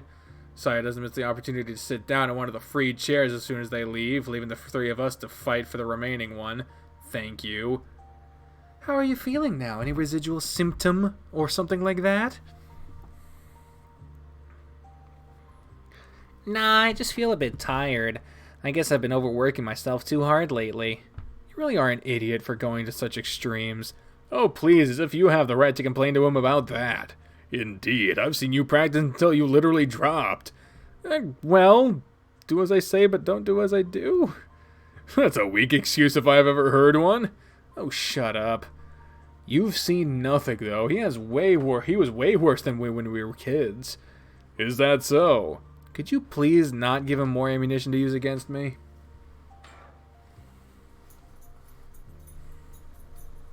It's your fault for saying something so blatantly hypocritical. You guys are way too fussy. Says the one who fusses about everything Kobayashi does. I'm just looking out for him. It's called being a good friend. It's called being annoying? What? Not you too, Saya-chan. What about you, June? Sorry, Rutherford-san, but you're on your own. What? No way, even you? Face it, you've lost. Betrayed by all my friends. What a truly horrible way to die. You really do have a penchant for the dramatic, don't you? Thank you, thank you. I'd like to thank my mother and my brother for supporting me. So this turned into an award ceremony now. Thanks, guys. I really appreciate it. Appreciate what? Their tomfoolery? You know this is just a daily occurrence, right? I know, but it's still refreshing to see right now. It's easy to get depressed in a hospital. This isn't the most comfortable of places after all. Last night was pretty rough for me, so this is definitely a nice change of pace. I'd have spent the night here if I knew. I really should have come if I knew. Nah, don't worry about that. Really, it's enough that you guys are here now. That's all that matters to me, thanks. Of course we're here, like we'd abandoned one of our own. You're stuck with us now, better get used to it. I don't mind at all. By the way, Rutherford-kun brought you a gift. Really? Oh, Saya-chan, don't just put me out on the spot out of nowhere. Oh, please, you were already going to give him it before you even got put in the hospital. Why, don't wuss out now. You're way too blunt sometimes. You were going to give me something before I got sent to the hospital? Yeah, I put together a care package for you. I was going to give it to you on the day you had your accident. I was going over to bring it to you when I found you. No way.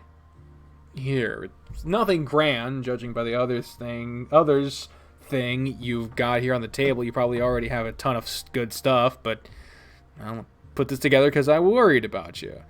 It's one of your favorite sweets and some vitamin pills. Rutherford-san? Thank you, Rutherford-san. It's no big deal. You're blushing. Shut up. Huh? June rummages around and through the little basket I've given him. From inside it, he pulls out a small keychain. What's this? Oh, right. I saw it in one of the stores I went to while I was buying stuff for your care package. I kind of thought of you when I saw it, so I decided to buy it. Sorry, that was too corny, huh? Yeah, it was. Probably the sappiest thing I've ever seen. I'm embarrassed for you. You guys are the worst. Don't worry about them, Rutherford-san. I love it. Really? Yeah, it's really cute. Thank you.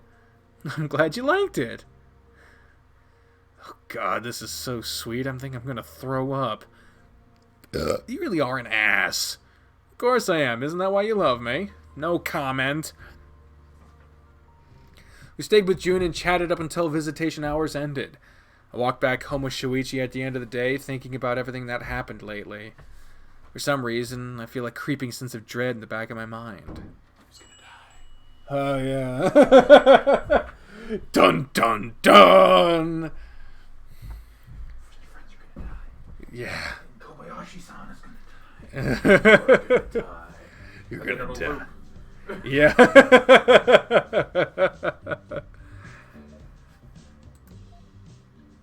Alright, this looks to be the last day that June has as of this update, which, as I have now been informed, is an old update. So we'll do this day, and then I'll end the stream, and I'll go and update all my games, see what's been put out there, what all I need to update, and then we'll go with the most recent updates for tomorrow's stream, if I stream tomorrow. It's not guaranteed. I've just been on a very good streak lately. Gotten into a routine. I finished like the last 2 weeks worth of schoolwork for one of my classes, including the final exam, all between 9 o'clock and noon.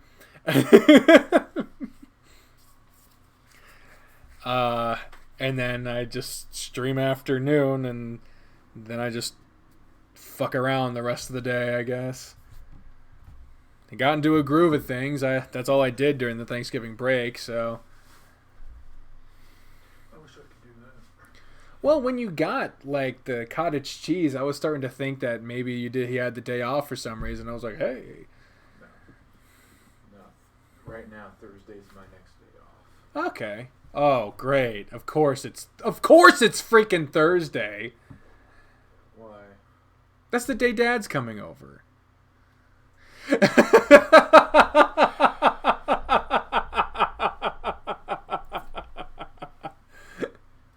try to figure out something to do. Well, Dad is specifically coming over to have a conversation with me, so you won't have to worry about getting roped into it. Yeah, but still, I don't Yeah. want to take any of the bad vibes, man. Yeah, well, I feel ya. If you want, I'm pretty sure Jesse would let you just hide out at his place. I'll see if one of my friends wants to hang out first. Aw. You're gonna go hang out with your friends, then when Dad leaves, I'm gonna be stuck here all alone because Bree works that day. And I was gonna be like, I could have been watching My Hero Academia, but now I'm just crying.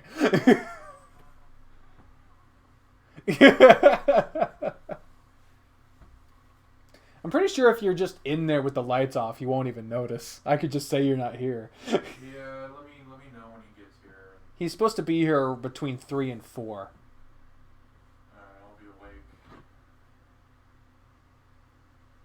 I'll try to use the bathroom beforehand. Yeah.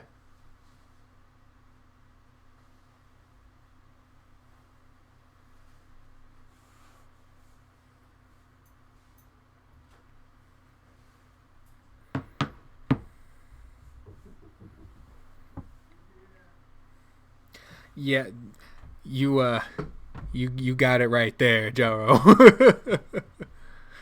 All right. Let's finish up this last day.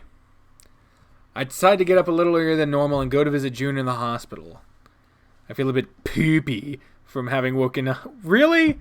I feel a bit poopy? The writing in this game has just gone downhill like 15 notches. Don't look at me like that. I think it's better than saying, unless there's a bunch of swearing elsewhere in the game. Not really, I no. think it's better than saying I feel like shit. Really? I feel like feeling like shit is like more normal than saying I feel like poopy. Well, it probably would have been even more normal if I felt like crap. True. But Yeah, you just don't like swearing. well, yeah. But I'm trying to say poopy is bad. Like, Poopy is bad, yeah. Who the fuck wrote that shit? Ha! I get it, because it's poop. I feel a bit poopy from having woken up at a time I'm not used to, but I consider it a worthy sacrifice if it means I can brighten his day even just a little. Wait, is that June? I see him walking out of the hospital with his parents. Rutherford-san? Good morning. What are you doing out here? I got discharged this morning, so my parents are taking me home. I think I just gave him Coach's voice. Oh, hey, Scoon. It's a pleasure to meet you again.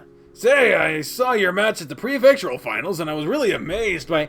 Dear, we really don't have time for this right now. Oh, right. It's good to see you two again, too, sir.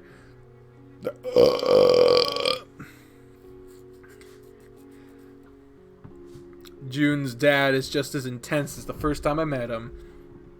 Can we please talk about something a little less embarrassing? Oh, sweetie, are you embarrassed by us? Of course I am! Blunt? You really don't mince words sometimes. Why would I?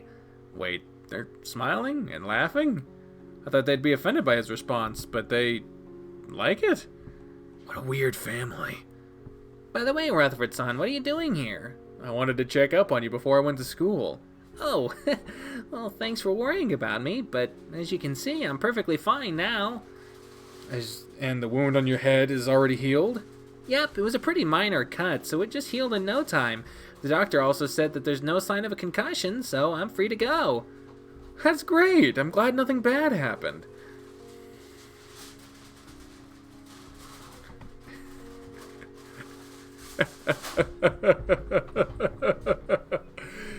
Get him for us, McCry. Get him. Mom, Dad, Rutherford was the one who found me when I collapsed and called for help. He's the reason I got treatment so fast. Oh, is that so? I didn't know that. We're really in your debt. Who knows what would have happened if you hadn't found him? Just a few more minutes and his heart might have not recovered. His heart? Don't mind them. Dad thinks that just because I bled a little, my heart was going to stop bleeding. I already told him it wasn't nearly enough blood to cause any serious problems, but he won't listen. I don't know. It certainly looked like a lot of blood to me at the time. It really wasn't that bad. If it were, I wouldn't be getting discharged already. I guess you're right. Well, thank you very much for taking such good care of our son, Hayes-kun. We truly are grateful for your help. But it was nothing. I'm just happy to help him. He's a good friend. See, I told you Rutherford-san is a really good person. Now, that's not really a big deal. It is to us. Either way, if you'll forgive us, we have to take Jun back home. Just to be careful, we'll keep him at home for a few days to keep an eye on him. We should be back in school in no time, though. Mom, I already told you that's not necessary. You can't fault your mother for worrying, Jun. I guess not. Of course. See ya. Why do I still have this awful feeling in my chest? May 21! May 21! Yeah. Today I've been called here to this cafe by a friend. I guess this wasn't the last day. He's noticed how stressed I've been lately and decided to try and help distress. I have to say, I truly appreciate the thought. We've only been here for a little while, and I have to say that I definitely feel better. Goodbye, Aaron. Goodbye. Goodbye. Goodbye. Everyone say goodbye to Aaron. Goodbye. Is your tooth hurting? No? Oh, okay. You swigged a lot when your tooth was hurting. Oh. Makes sense.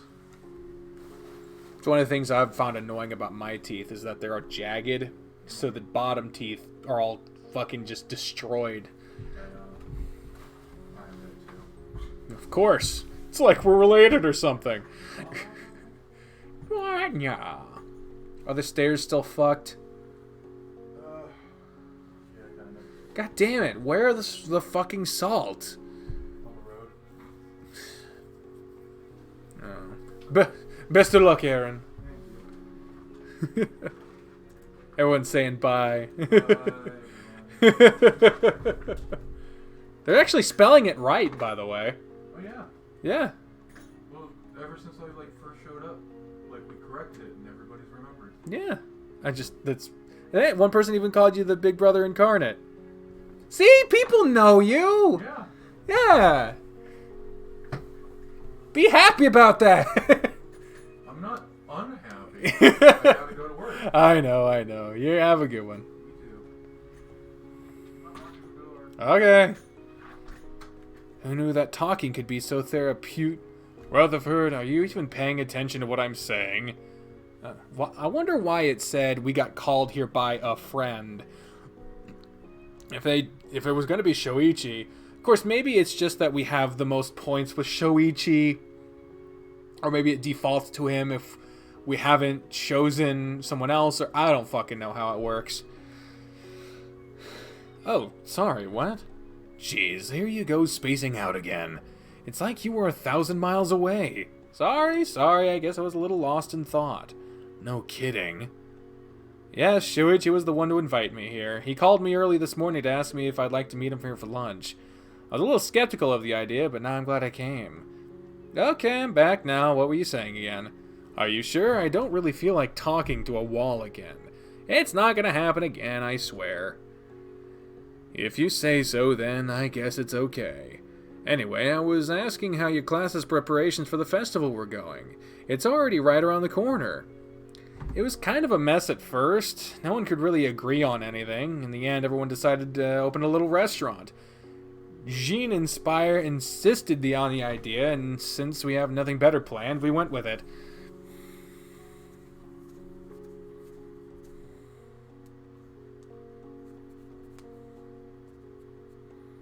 What? Should he really be happy that we know him? I don't think we're the most sound. It's very flattering. Like he said, he wasn't unhappy about it. He was just in a hurry to get to work. So he likes it. He won't admit it, but he likes it. And it's a great thing that you guys are actually know him and have paid attention, because we have a project that we're working on. And it's like his idea, and he's really going to be putting a lot of work for it. So just saying, get excited.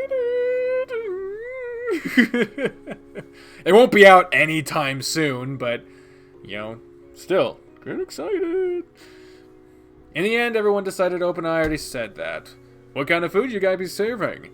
I think it was supposed to be Sichuan cuisine, but I don't remember now. I just know that it's supposed to be traditional Chinese food. You'll have to ask Jean if you want more details. If it's him, then I'm sure it'll be okay. That guy's knowledge of food can put critics to shame.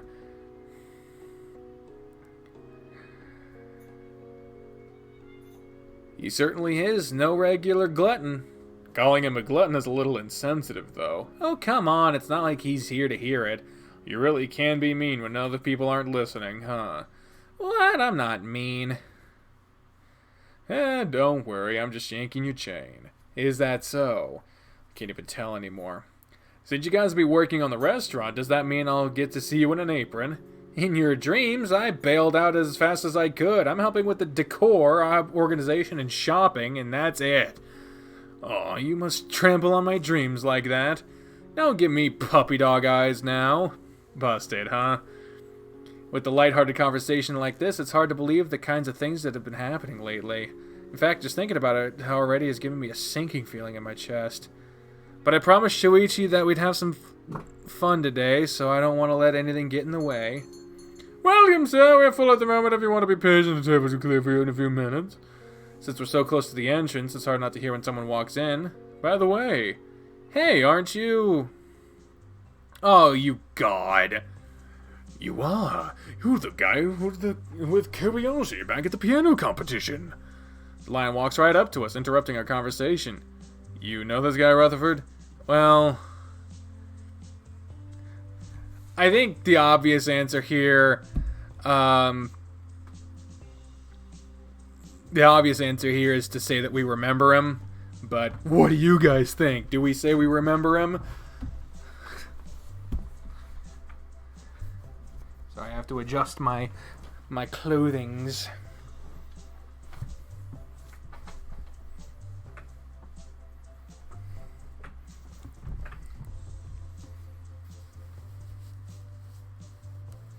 It's not like I like your attention or anything, Baka. Oh, that's funny.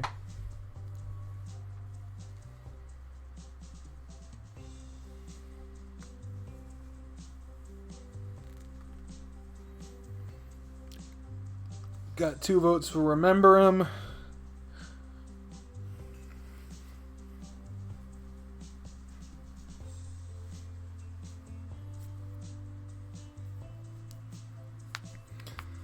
Yeah, we remember him.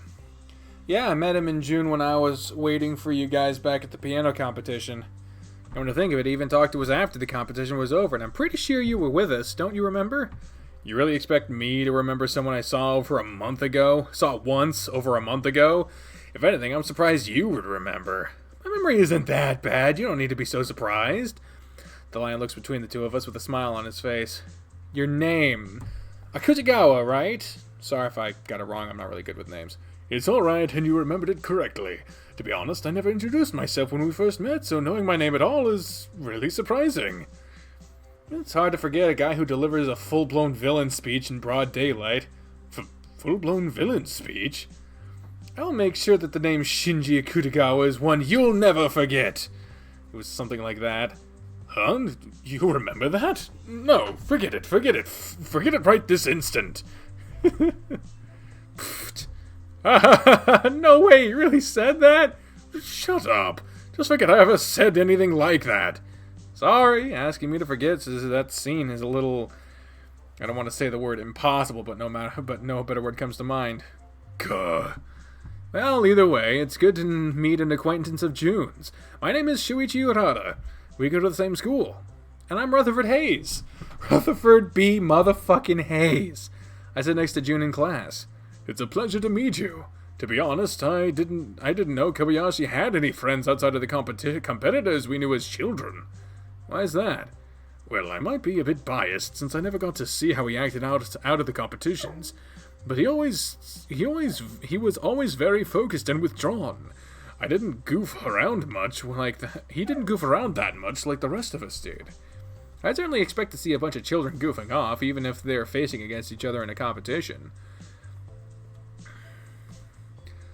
It's not that different from the tennis tournaments in that sense. The children's tournaments were a lot more relaxed.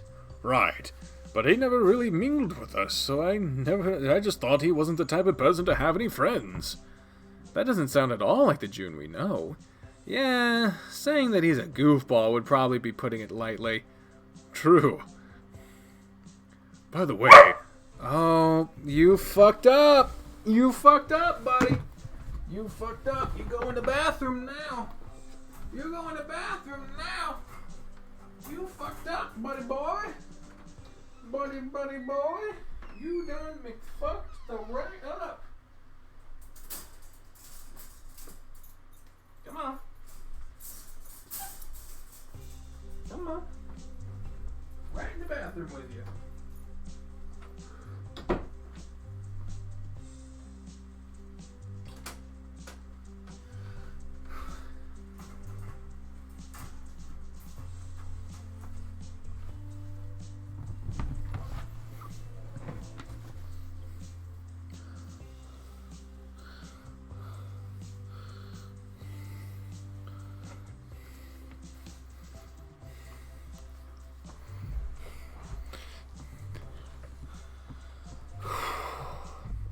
By the way, isn't he with you guys right now?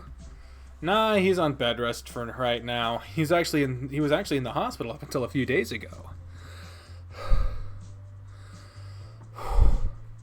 The lion's eyes immediately go wide in shock. What? No way! Don't tell me it's happening again. Again? What happened again? Did something happen to him before? Ah. As soon as he sees the look on my face, Akutagawa looks away from me. It's nothing. Forget you said anything. It's a little late for that, isn't it? What are you talking about? Rutherford, that's enough. What do you mean that's enough? Aren't you just a little bit curious about this? You basically just said that Jun was in the hospital before, too. We all know Kobayashi has a frail health. Would it really be all surprising for him to have visited a doctor before?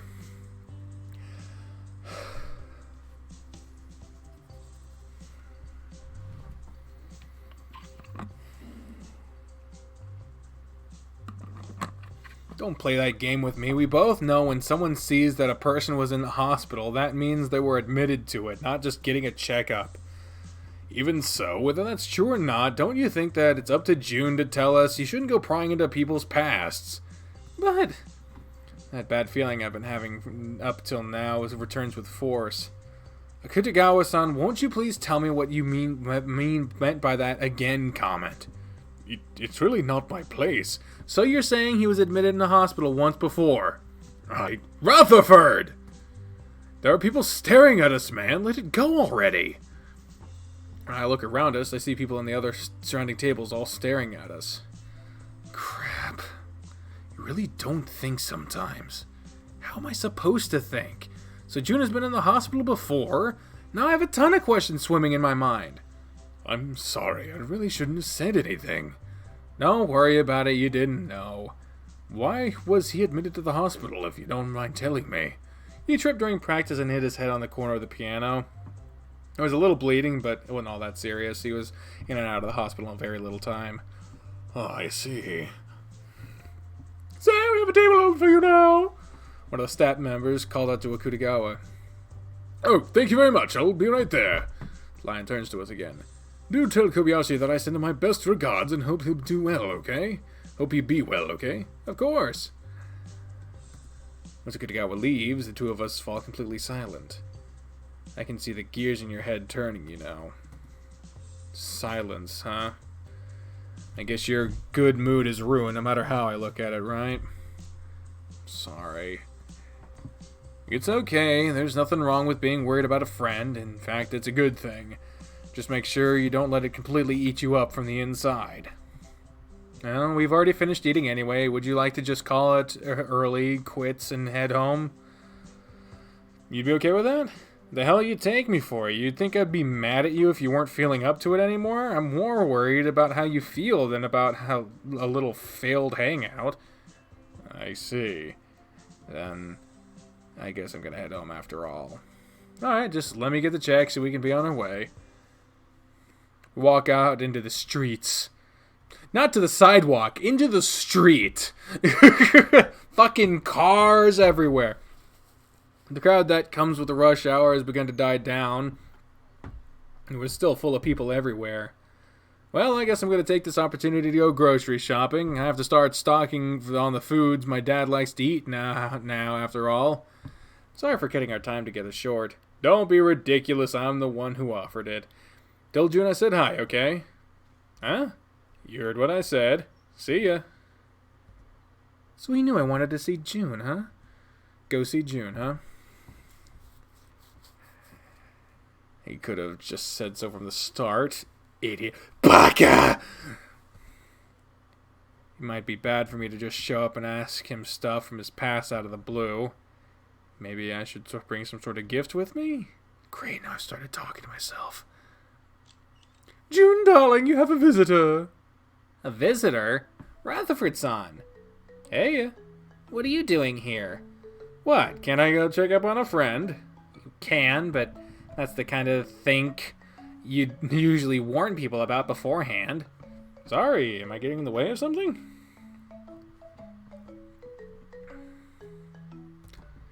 No, of course not. No, of course not. I'm just surprised you dropped by, that's all. I see. Are you alright? Huh? Of course I'm alright. Why do you ask? I guess I just got a feeling. A feeling? Yeah. What, with you showing up all of a sudden and looking a bit down? I just got the feeling that something was up. He really is more perceptive than I give him credit for. It's alright, you don't have to worry about me. If you say so. Well, since you're already here, why don't we sit down and chat for a bit? What's the plastic bag you got with you? Oh, right. Here, I brought these for you. It's some of your favorite sweets and a few savory snacks. Oh, I see. You bought me more stuff. What's with that face that says you don't like what you see? No, it's not that. It's just, you've been doing so much for me lately. It makes me feel guilty. Guilty? What makes you feel guilty? Why would it make you feel guilty? I mean, I can't really do anything for you in return, right? I don't really have money to spare, so I can't buy you your favorite snacks or give you a present like that keychain. Even if it's something cheap, I still can't do it. Who says you have to give me anything in return? Huh? I'm just doing this because I want to. I don't think about it. Don't think too much about it. Rutherford, you're kind of cute when you're embarrassed. Just shut up and take the bag already. Okay. Oh, cheese crackers. Oh yeah, I picked them up at a grocery store on a whim. You like them? Yeah, I love cheese almost as much as I love sweets. That's great then. June puts the bag on top of his desk, tucking it away into a corner. Not gonna eat it? Not while I have a guest over, that'd be impolite.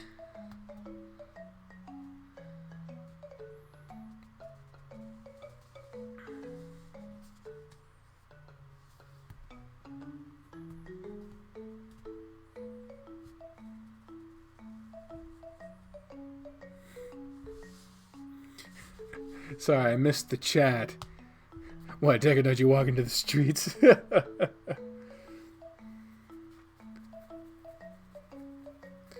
Somehow this is the fucking 13th day. I don't understand how that works after we've gone through 8 other days, but, you know, this game has already been a little weird with its days because the days don't go in chronological order anymore, or ever. So I don't fucking know. I never took you for that kind of person to worry about politeness.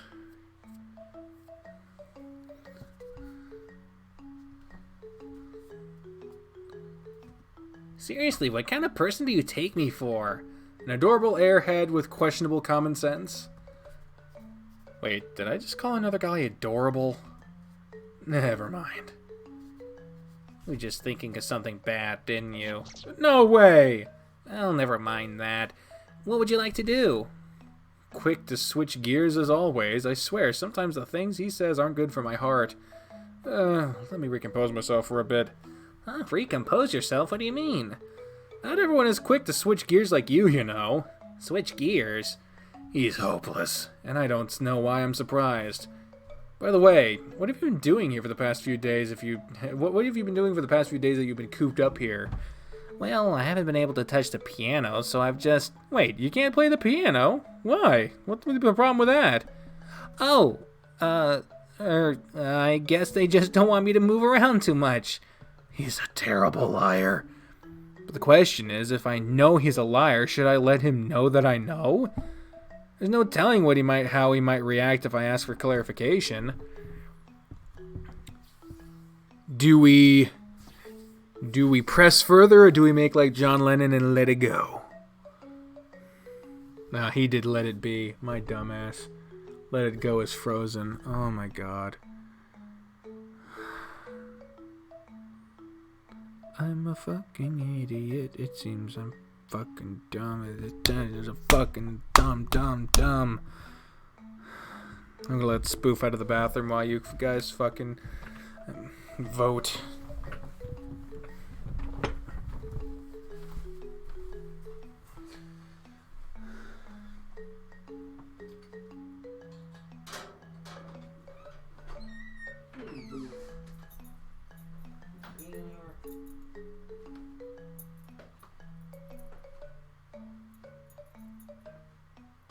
Hey!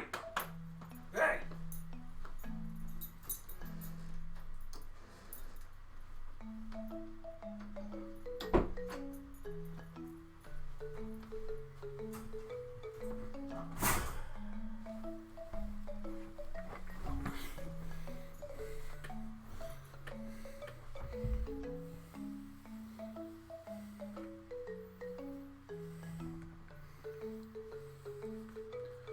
Everyone's saying let it go. More so than a 13-year-old girl, so let it go. Now, as much as I want to know what's going on, I also remember how angry he can be when pushed. Shuichi said it himself. I shouldn't pry too much. Being reasonable sucks. Well, I guess that's kind of a valid reason. It really isn't. Yeah, it's a bit unreasonable, isn't it? If you haven't been able to play the piano, what have you been up to recently? Mostly just playing games and doing some light reading. Sora-kun actually loaned me a couple of games before I got discharged from the hospital, so I've at least had something to do. Other than that, Ayako-san has been dropping by some notes and the other homework I need to do to keep up with their classes. What's the surprised look on your face? Oh, it's nothing. Totally forgot to take notes for him. That's something I could have been doing to help. Sorry. Huh? What for? For being an idiot. Never mind that. What kind of games have you been playing?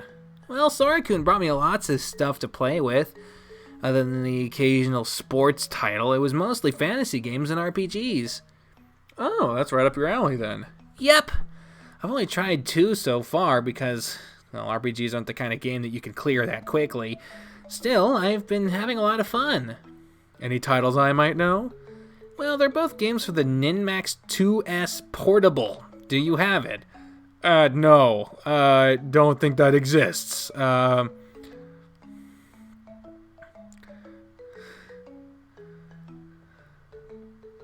do you mean no one got noticed the Frozen reference? Oh, the one in the chat, let it go, let it go. Yeah, we got it. And that's also a COD reference that you made and someone else made.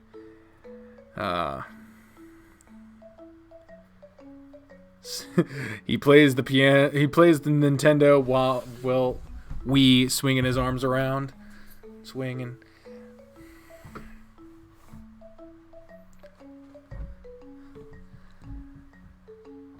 No, I went with Senben's PBS when I picked the latest generation of portables. Jesus. Isn't it cross-platform compatible? These two aren't. Bummer, I guess. Still, I'm glad you've at least been having fun. Thank you. Oh, I just remembered Shuichi asked me to say hi to you. Is that so? How's Shuichi-san doing? A bit stressed from working on the school festival, but otherwise pretty okay. We actually got together this morning and went to the cafe. Sounds fun. I wish I could have been there. Wait, if Shuichi-san was with you, why didn't he come over too? He had other things he needed to get done. If I remember correctly, he said he needed to go grocery shopping to pick up some things his father likes. Oh yeah, he did mention his dad was coming to town. He even asked for my help organizing a welcome party, but that idea was a bust. How come? I couldn't convince him not to cook. Oh. These alternate titles are getting ridiculous. Yeah, no shit. Those poor guests. They never even saw it coming. Let us not speak further of the dead. There is nothing we can do to bring them back. Rutherford-san, I know you're kidding, but you're kind of scaring me. Is that so? Sorry, I guess I got too into the joke. Still, I imagine that party couldn't have been pleasant. I'm still surprised Takehiko-san didn't yell at him or anything. I guess the shock was too great. Maybe he just didn't want to hurt Shuichi's feelings. Shuichi gave an entire room full of people food poisoning. I'm pretty sure he was past the point of caring about feelings. God damn, gah.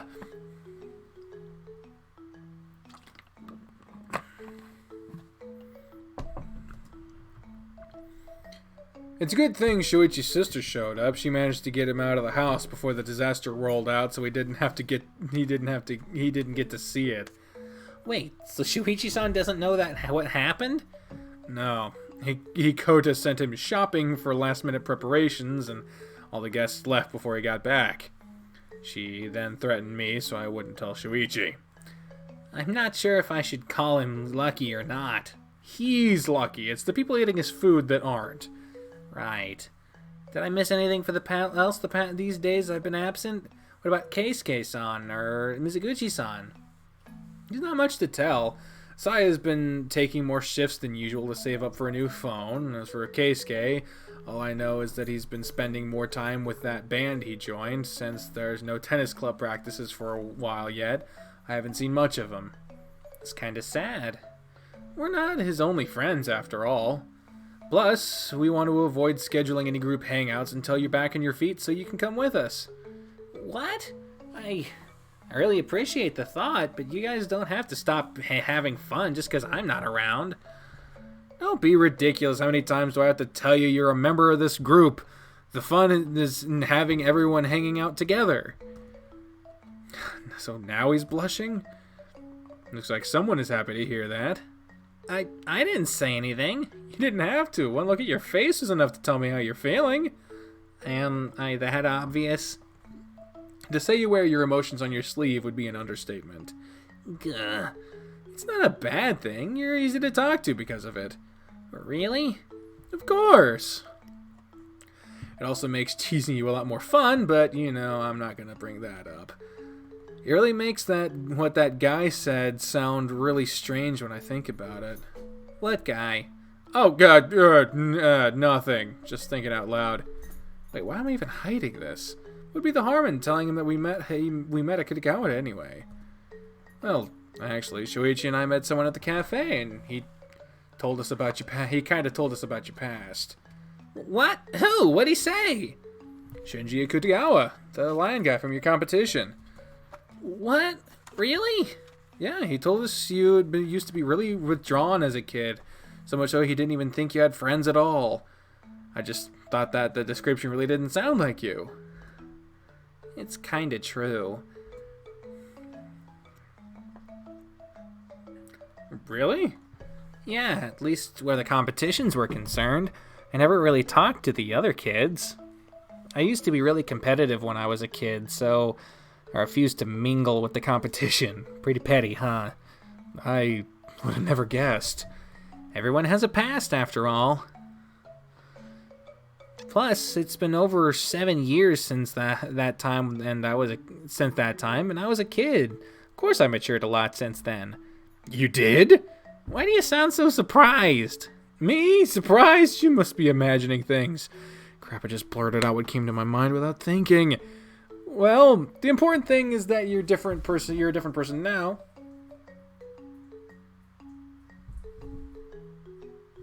Did you just fucking pee? Did you really just pee in the kitchen?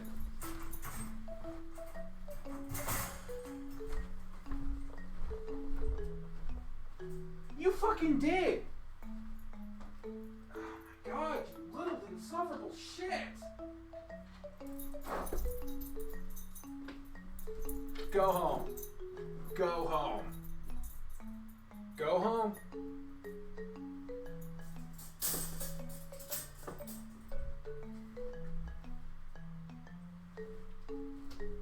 Stop giving you water at all at this point.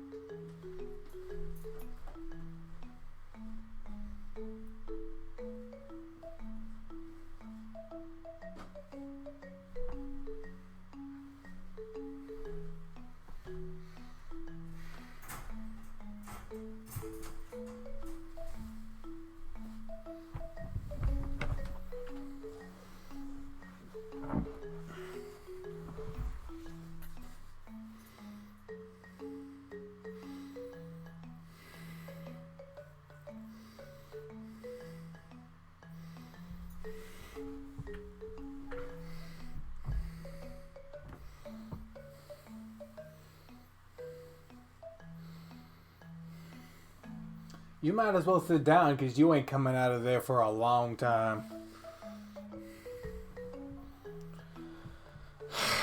Well, that was fucking annoying.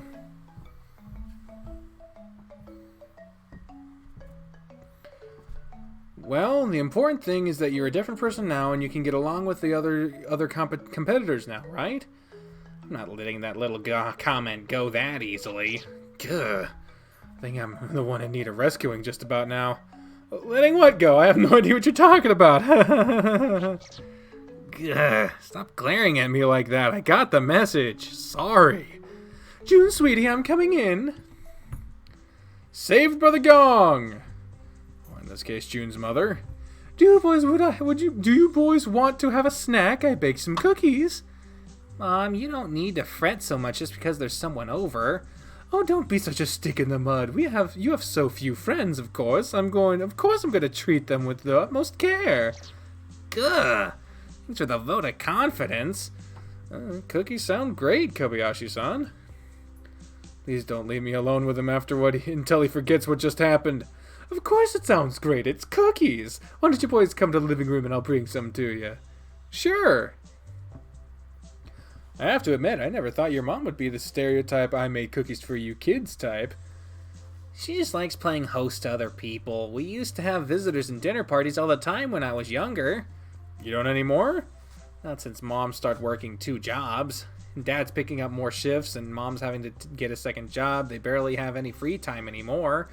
She's just took a week off to keep an eye on me. Why do your parents need to work so much? Do you guys have that many expenses? I really shouldn't be talking about my parents' financial situation. Sorry. See you later, Greg. Something's weird here. Can't imagine a small family like this living in a small house would have accrue enough expenses to warrant that much work. My mom might have a better than average job, but she's still capable of supporting Aki and me without working herself to death. Well, she still works herself to death, but that's because she likes her job, so she could also take things easy, and she still wouldn't earn enough to support us. Isn't your father a cop? I thought cops made good money. Like I said, I shouldn't be talking about their money situation. And besides that, my dad is just a low-ranking patrolman. My pay isn't all that great. Wait, how do you know my dad was a cop? He was wearing his police cap the first time I came over, remember? He was? Why else would I say he was? He was also wearing it when he picked you up from the hospital. Oh, right. He's not supposed to wear it outside if he's off shift, but he tends to forget it on. How could you forget that you have a cap on? Actually, never mind. This is Kobayashi family I'm talking about. If they're anything like their son, it's entirely believable. What time is it in my country? It is currently 2:54 p.m. It is otherwise known as 1454. 100 hours. Well, his mom doesn't seem to be bad, at least. She was a little enthusiastic last time I came here, but she didn't strike me as being as eccentric as her son or husband. Either way, we should probably go outside already before Mom comes to fetch us. Trust me, you don't want to annoy her. Considering all the scary women I've already have in my life, I can't even muster a look of surprise to that statement. Sometimes when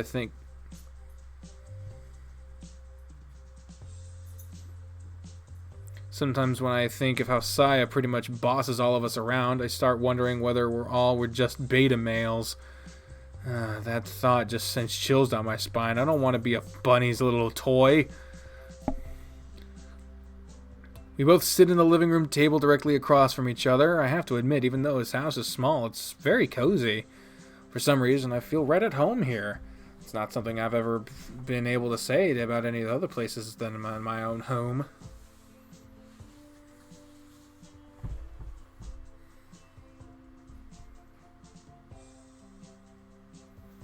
Wow. 4:55 in the morning. Good lord. You're either staying up really late or getting up really early.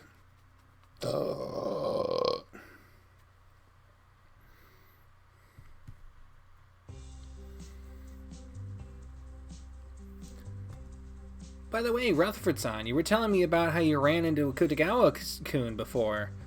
Oh god, I thought he'd forgotten about it already. Is he still mad at me for that unfortunate comment? Yeah, I was. What about it? Did he say anything else? About me, I mean? Why do you ask? You're the one who brought up the fact that you bumped into him today in the first place. Of course I'm going to ask about it. Guess that's true. And I'm not used to seeing him looking annoyed at me. It probably feels 10 times worse than having someone like Saya upset, probably because I'm already used to seeing her upset. We didn't really talk for long, you know. He just bumped into us while he was waiting for a table at the cafe. It was less than 5 minutes. He still had time to tell you about me not getting along with other kids in that time. I suppose that's true, too.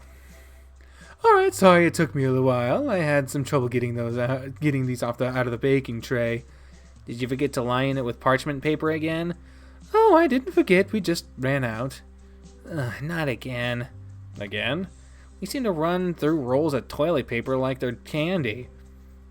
You didn't use toilet paper for parchment paper, right? I suppose it's my fault. I'm always baking whenever I'm home. It helps me. He really said toilet paper, didn't he? And I can't scroll anymore, so I mean... Well, I guess we could click this. What the fuck? What the fuck is this? Alright, okay. So it's the reason why we've gained so much weight these past few years. I understand that your parents might not have much time, but what's your excuse for not trying to exercise then? Well, that's... Didn't June tell you? I really hate exercising. Yeah, I already told him that. I just hate feeling sweaty and all that. June's mom stares at him with wide open eyes. However, as quickly as her shock came, she flashes us another smile. They're all hiding something now, it seems. They're all fucking hiding something.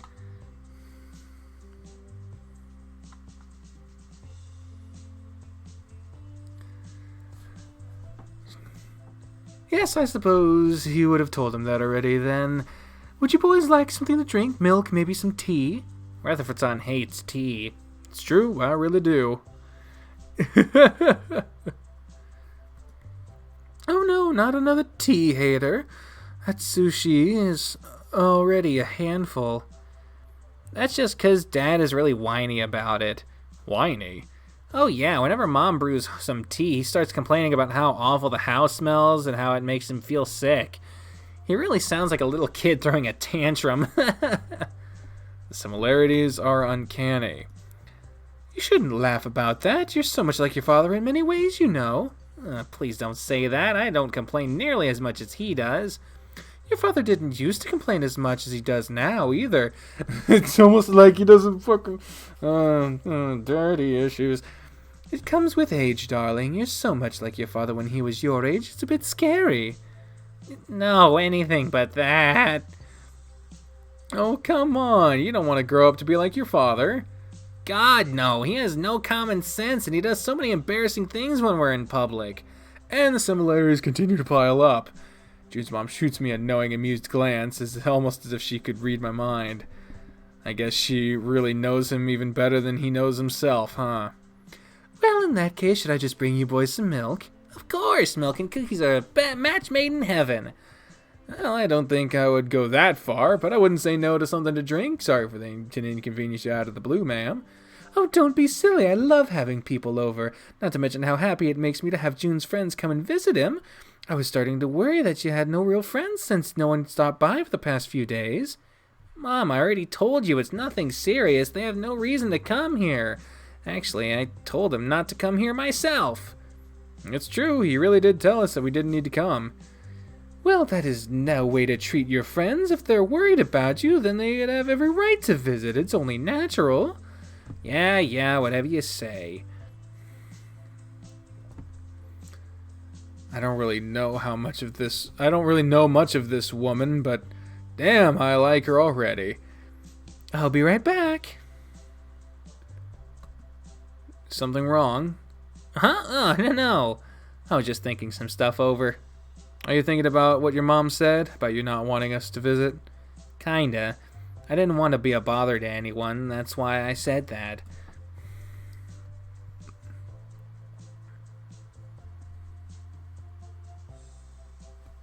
What?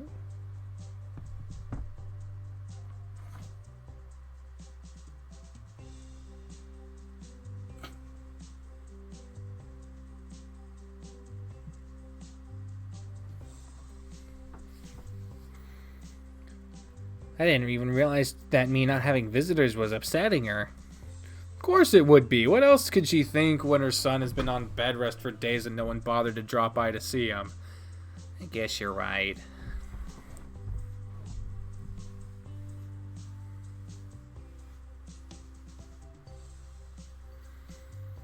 You don't guess I'm right. I am right. Yeah, don't get cocky. Still, your mom is pretty nice. You never really talk much about your parents, so I didn't really know what to expect. Granted, I've met her before, but I was so overwhelmed by your dad at the time that I didn't really pay much attention to your mom. Yeah, Dad can go a little overboard at times. As for my mom, she's really nice. She can also be strict at times, but boy is she scary when she's angry. But most of the time, she's really sweet. That's a pretty neat change of pace. I'm not really used to talking to many parents. How come? Well, my mom is always working too. She's the kind of person that you'd call in love with the job. I haven't talked to Shuichi's mom since his parents split up years ago, and, you know, Keisuke's entire family is kind of an unknown. I suppose I've talked to Saya's parents quite a few times. They're mostly normal people. None of them have their daughter's temper, at least. Mizuguchi-san really is scary sometimes, isn't she? Yeah, tell me about it. Now that you mention it, I don't think I've ever met your mom either. Actually, I don't think I've ever been close enough friends with anyone to meet their parents. Really? Even when you were a kid? I told you, I wasn't the most social person. I had a few kids I was friendly with. Most of them were my classmates. But I was never the type to go out to play and whatnot. Guess I'm also the kind of person you could call in love with the job. Although in my case, piano isn't really a job. It can be. With your skills, I'm sure you could do it. If only that were true. I can't quite put my finger on it, but I'm getting this weird vibe from June today. Is everything okay with you? For real. We haven't really talked in a couple of days, outside of trading a few messages at least. Yeah, I'm fine. I just hate being cooped up in here for so long. It's almost worse than at the hospital. How come? I thought you'd feel better if you got to rest at home. It makes me feel like an invalid. Just because of a tiny little problem, everyone is suddenly treating me like I'm made out of glass. Of course, the fault is mostly with my parents, but is it so bad for me wanting to be treated differently? Never really noticed that he'd been thinking things like that. I suppose it's not the kind of thing one can notice just by looking, but still. I hope I haven't been guilty of the same. A bit, mostly because you've been pampering me a lot. Lost of presents and snacks? Lost. And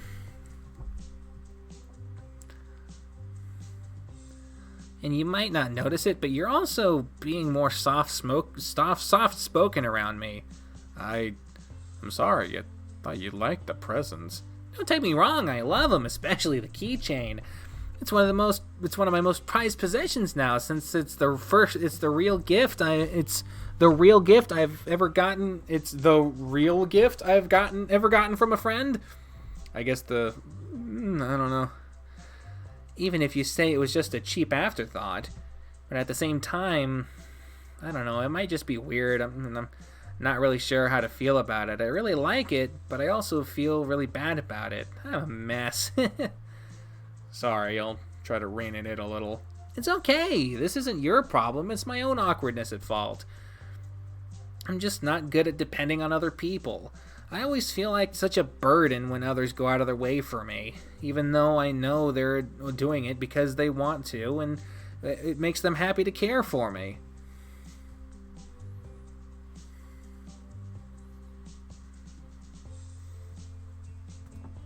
Like I said, I really am a mess. And being cooped up inside the house with no one to really talk to just makes me mull over these thoughts again and again. It's not healthy. Isn't your mother here? Can't you talk to her? I can't talk to her about this. I just add to the issues she has to deal with. I don't want to put another burden on her. I think you're being too self-conscious here. She's your mother. I'm sure she'd want to do whatever to makes you feel more at ease. That's kind of what scares me. You don't know how far my parents would go to do that. I guess I'll concede to that point. Yes, definitely, Dakota. I'll be playing Shuichi and Keisuke's routes. Abso-fuck-ing-lutely. But like I said, I really am grateful for everything you guys have been doing for me. You're all so nice and caring. It kind of makes me feel all warm and fuzzy on the inside. Just don't tell anyone I said that. Oh, for sure. If Keisuke and Shuichi overheard that line, there'd be no end to the teasing. Just think about it, already makes my skin crawl. At least he seems like he's cheered up a little. Do you feel better for being able to talk about your feelings more openly? Yeah. I feel a bit silly for talking about all this mushy stuff to you, but I really feel like I can trust you enough for that. Of course you can. We're friends, aren't we? Yeah. Just friends. Ooh, that is juicy right there. That is some goodness. What was that? Oh, nothing. I was just agreeing with you. The fuck? By the way, where's your mom? Didn't she say go to the kitchen to grab milk? Oh, I have no idea where she might be. Huh? Look at the cookie plate. There's 6. So? She always makes 12. Okay, and? Just take a good look at her lips when she comes back and you'll see. Huh? Sorry if I took so long. I kind of lost track of time. Yui-san comes back with 2 glasses of milk for us, setting them down in front of us and taking another seat. You didn't get any for yourself, ma'am? Oh no, don't be silly. I'm not going to eat the cookies. I'm on a diet. Jun lightly taps my foot under the table, shooting me a weird look. I decide to do as he says and try focusing my eyes on his mom's face, and... is that? She has a few cookie crumbs stuck to the fur around her mouth. Ha ha ha. Ha ha. The fuck ha. Ha.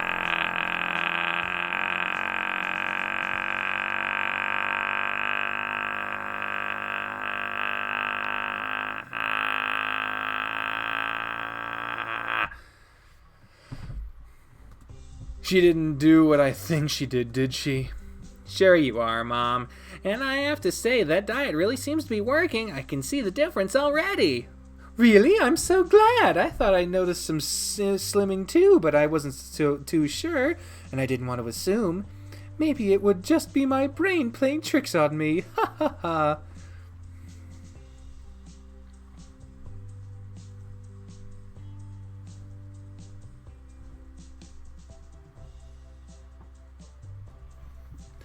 That's so true. Eventually, Yui-san excuses herself in claiming that she has to do some more housekeeping, leaving Jun and I to return to his bedroom. She wasn't really eating the cookies in secret, was she? Yes, she was. It was pretty much taboo for Dad and I to mention this kind of thing, so we just kind of play dumb and tell her that she's been losing weight whenever she starts on another one of her diets. Mom tends to get too excited about all these new diet fads, and she can't stick to them for more than a few days before she cracks. She still pretends to be doing them while she eats sweets in secret, though. I guess everyone in your family has a big sweet tooth, huh? That's an understatement.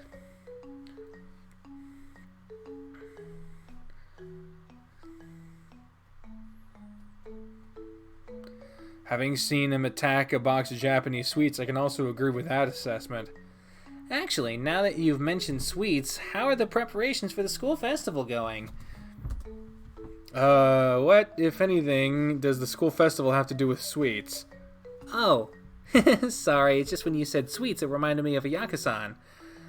Then I thought about her, and it reminded me of school, which reminded me of the school festival. Your train of thought is all over the place. I like to think outside the box. I don't think there's even a box to begin with when it comes to you. But to answer your question, the preparations are going fine. Our class is mostly finished. That's great. What have you been put in charge of? I'm not in charge of anything. I'm just helping out with the decoration, shopping, etc. Since Ayaka-san told me the class would be opening a restaurant, I thought you'd be cooking. God, no. I like cooking for myself and for friends, but there's absolutely no way I'd cook for a huge crowd.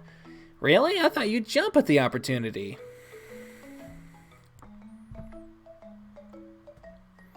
The only thing that could make me jump at the opportunity of cooking for that many people would be if the alternative was to have Shoichi cook. That's a very scary alternative. Only that sadly did happen. Those poor guests. Did the rep talk to you about what you might end up doing for the festival? A bit. She offered to let me to give a hand with the organization. Maybe that means we get to work together. I turned her down, though. Why? My last school didn't do a festival, so I was really looking forward to doing something more involved. I was thinking of asking to work as a waiter for the restaurant. Those poor guests. Are you sure that's the best idea for you? You'd be running up and down, carrying tons of plates and hot food for the most of the night? Doesn't it sound fun? I can already imagine the chaos, forgotten orders, spilled drinks, dropped plates. Our class's restaurant would be a bust, won't it? Too bad you won't be working at the nights of the festival, though. I want to actually enjoy the festival, go around the stalls and check everything out. I don't want to be cooped up working all night. Shifts exist, you know. You'd probably only work for one of the days. Nope, I don't want to lose even a single day. The school festival is great for relaxing and having fun. There's no way I'm going to spend it working. Oh, you're such a special snowflake. What? Nothing.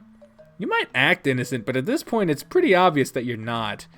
I don't know what you're talking about. Sure you don't. We're the quiet ones, they all say. That's all I'll say. Either way, we should all try to get at least one free day to hang out or hang around together. That might be a bit difficult. The 5 of us are distributed across 3 different classrooms, with pretty difficult to get our schedules to sync up. Speak for yourself, I'm free as a bird. That's because you're lazy. Potato, potato. Whatever. Hey, if the theme for the restaurant is Chinese, does that mean we get to wear Chinese-style uniforms? The girls will probably wear Chinese dresses. I have no idea what the guys will be wearing, though. Is there even a male alternative to that? I don't know of any. I wonder if I'd look like a kung fu master with the waiter uniform. It's a waiter uniform, not a kung fu gi. Would a kung fu gi even be called a gi in China? Of course not. That's a Japanese word. Why would they even use it in China? Well, then what's it called then? I don't have no idea. You can't say for sure it's not called a gi then, can you? I see where you're going with your logic, but that doesn't make it right. Why not? Because they don't speak Japanese in China. How do you know? Have you ever been to China? This whole discussion was just you messing with me, wasn't it? What was your first clue? Felines. Will your parents show up for this festival? They said they wanted to, but I wouldn't count on it. They're always so busy, especially Dad.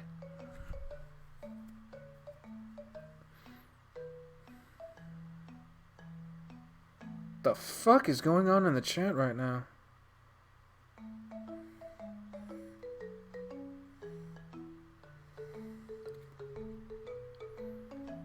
Good Lord.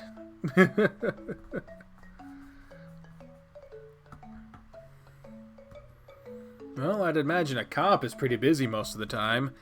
Yeah, it's really sad how little free time they have. It really makes me feel bad. Hey, it's not like it's your fault. Right. I wonder what I'm gonna be doing for the first day of the festival. They haven't released the class plans yet, so I don't know what kind of stalls will be open. Do you really have to plan this kind of thing in advance? Of course! That's the only way to maximize the amount of stalls visited in the smallest amount of time. Sounds like a big waste of brain energy. Brain energy? You know, thinking power. Thinking power? Are you sure you're really 19? June, don't waste those precious neurons. Huh? Exactly. In other news, I heard Kay's band is planning to perform on the festival this year. Oh, that's exciting. Will he be on stage? Nah, he's just their manager. How come? He's a really good singer. I asked the same thing, but he doesn't care to answer. He really sells himself short sometimes, huh? Agreed. I have to admit, it'd be pretty cool to see him singing with a band. Yeah, it would. I'm sure he'd wow any audience with his voice. I just wish he could have a little more confidence in himself. No matter how much we say we like his voice, he doesn't seem to believe it. I'm tempted to call him humble, but he's a little too extreme about it. He's like that about everything. Tennis, grades, singing, no matter how good he is, it's never enough. It's a bit annoying, to be honest. Well, don't let it get to you. Everyone has their quirks. Said the quirkiest person I know. I wish I had a good singing voice. What do you mean? I want to know. Okay, yeah, I can definitely see. You can already play the piano super well. Why would you need to sing? Yeah, but people don't care about the piano as much as they care about good singers. After all, the piano is something anyone can learn with enough patience and practice. Your voice is something you're born with.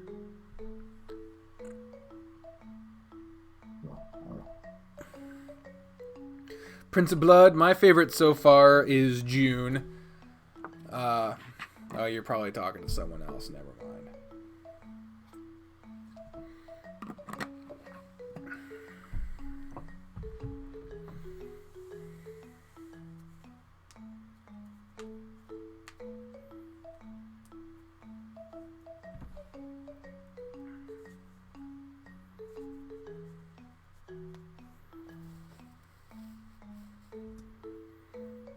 You can still improve your voice. Well, yeah, sure you can, but a person that was born with an average voice can only take it so far. You'll never be truly great unless you were born great. He's really lucky in that sense. His voice is really amazing.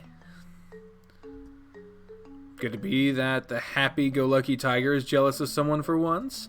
For once, I'm jealous of a lot of people. I'm no saint. I'm jealous of your athleticism, for instance. That is also something you can improve on with practice. You'd think, but it's not always the case. Why not? Let's just say I'm not cut out for sports and leave it at that. I don't know. You can't just say something so vague, and I said we'll leave it at that.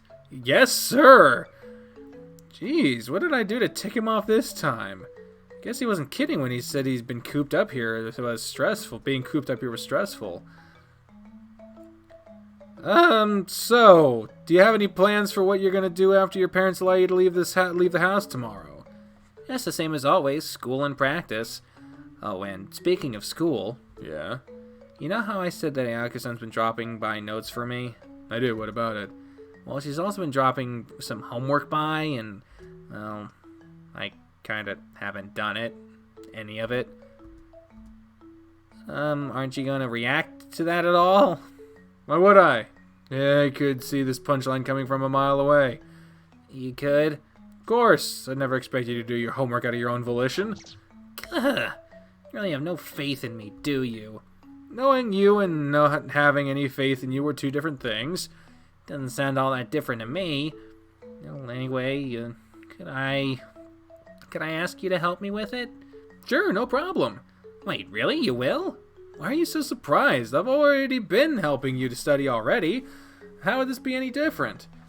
When you put it that way, I guess it really isn't. Well, it might be different in the sense that it'll be much easier. Trying to get you to remember stuff is definitely a Herculean task. I don't know the meaning of the word Herculean, but I'm just going to assume that it was an insult.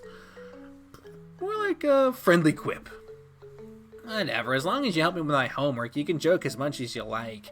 Oh, really? As much as I like, you say? Maybe not as much as you like. Alright. Just get me your books and I'll help you. But I absolutely won't do it for you. Be aware of that. Well, depending how big the pile is, I might be a bit more generous with information, so we'll move through it faster. Yay! So easy to please. Once we get started, Jun remains seated on his desk. What? Again, Jun on his desk. Why he's sitting... Oh, okay, you were asking me. Okay, cool.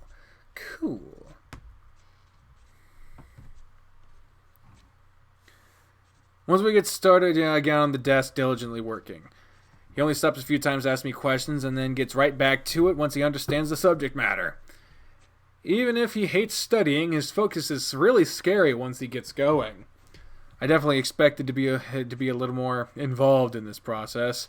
Right now I'm just sitting next to him, idly twiddling my thumbs and waiting for him to call me again. I'm a tutor, I fucking feel ya. I just sit there waiting for someone to ask me for help and... Ran into a problem? Huh? No, not really. I was just thinking over this question. The text is pretty long, so it's confusing me a little. Yeah, some of them are designed with that in mind. They throw a bunch of pointless information at you to see if you can separate them from the important stuff. It's super annoying. Right, once again. Can't believe I'm going to say this, but I kind of wish his laziness would win out just so I could do something more interesting than staring at the ceiling. I guess I might be an enabler. Watching him just sitting quietly and studying is also a pleasant feeling somehow. Just feels so different than the usual June, bouncing all over the place and running his mouth whenever possible. Kind of like watching a rowdy little puppy dog sleeping.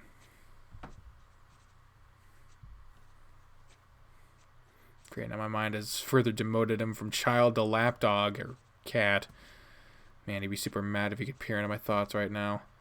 Still, he's a much better student than I give him credit for. I'm sure he could get very far if he applied himself a little more. Hey, Rutherford's-on? Yeah? What is it? I got finished with the history homework and decided to get started on the math, but I'm not good with calculus, so this might be a stupid question, but what's a sine and cosine? It's not even calculus. That's not even trigonometry. That's geometry. That's very old. Oh, really? Then what about hypotenuse? Oh boy. I dig what I said back before. This is going to be more work than I thought. Oh God, why did schools have to invent homework? Yes, how dare they want to make sure their students are learning? Don't patronize me. I have no idea what you're talking about. Of course you do. Hey, June, your mom tells me Rutherford's-on is visiting. It's true, you really are here. Oh, no. Hello, sir. I'm sorry for the intrusion. He immediately walks up to me and shakes my hand enthusiastically. I'm so glad you have gotten I'm so glad to have gotten to see you in the flesh again. That's a way to put it, isn't it? You're so much more imposing than I remembered. I still can't believe my son is really friends with you. I'm happy to be your son's friend, sir. Dad, please stop. You're creeping Rutherford's-on out. Oh, I'm so sorry. I really didn't mean to offend. No, you're fine, sir. This is your house after all. Which, by the way, I've already asked you tons of times to knock before you come in, Dad. Why? It's not like you've got something to hide. That's not the point. It's the expectation of privacy. What if I were getting changed? What if I had just gotten out of the shower? But I knew you had a friend over, so of course that wouldn't be true. Yeah, sure, this time, but this is hardly the first time this happens, and you have walked in on me when I was changing before. The older tiger shrugs, staring at his son with a dumb smile on his face. A smile I know all too well because it's exactly like the one his son wears.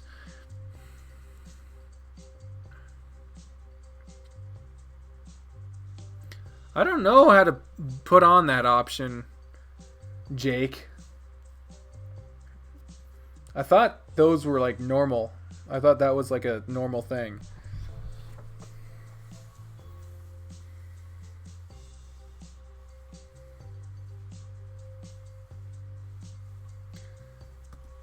So what? It's not like you're packing anything so I've never seen before. Besides, you've seen me naked many times before. Wait, seriously? Unfortunately, yes. But only because he has a tendency of walking around the house in no clothes, or leaving the bathroom door unlocked, or not closing his bedroom door when he changes. It's not like I have anything to hide. That's not the point. The point is I don't want to see you naked, damn it! Jeez, you're so fussy. I wonder what side of the family you got that from. Certainly wasn't mine. June's now doing breathing exercises while his father laughs at his own jokes. Yeah, I can definitely see how this sort of behavior could get on someone's nerves. Oh, right. It's already late, Rutherford-kun. Would you like to have dinner with us? Oh, I really shouldn't. Like you said, it's pretty late and I don't want to intrude. Don't be silly. It's no problem. We'd be delighted to have you with us. But, Rutherford's-on, I know it sucks for me to ask, but I still haven't finished my homework either. Could you stay until I'm done? Math is my worst subject. I left it for last. I don't think I'll be able to do it without your help. Right, that's true. We're not done yet. See, it's a perfect opportunity. You can have dinner with us and then continue working on it with June.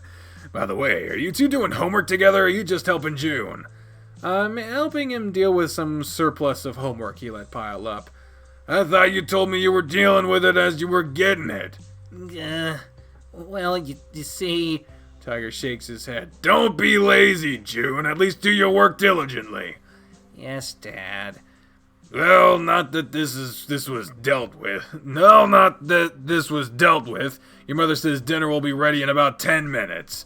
Please join us, Rutherford-kun. Yeah, I think I'll take you up on your offer after all. Can't quite leave June with this homework unfinished. I have a feeling that the instant I walked out the door, he just put it aside and forget it existed. Considering what I've seen so far, I really can't allow him to pass up any opportunities to improve on his studies. No one needs a 20-year-old high school student after all.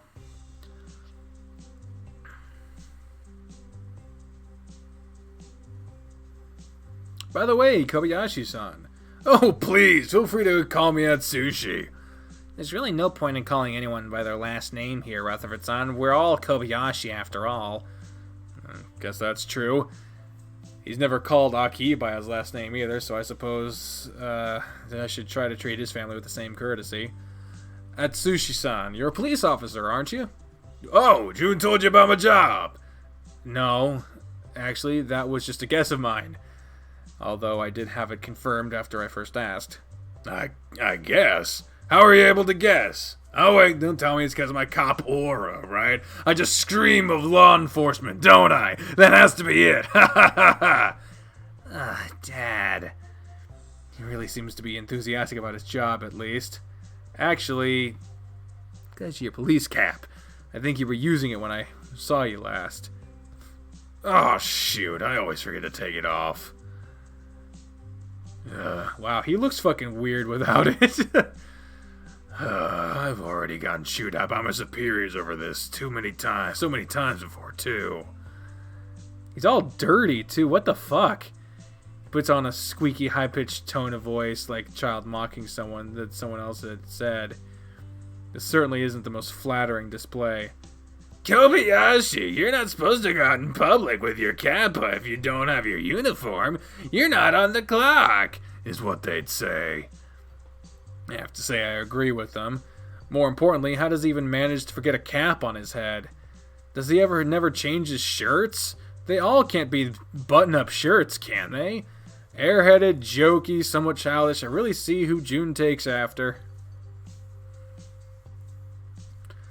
Yui-san was right on the mark when he said the two are more alike than June realizes.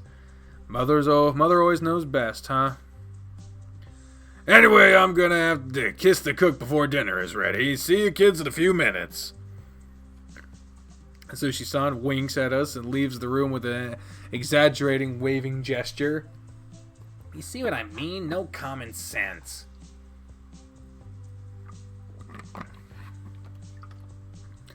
Is that so?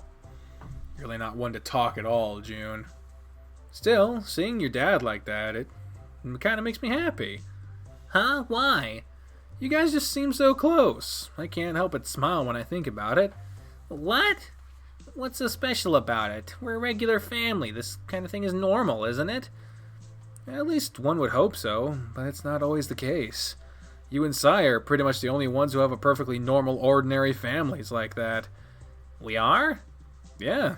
They might not talk much about it, but both Keisuke and Shoichi have serious problems with their families. Shoichi's parents are divorced, and because of it, he barely sees his mom and sister.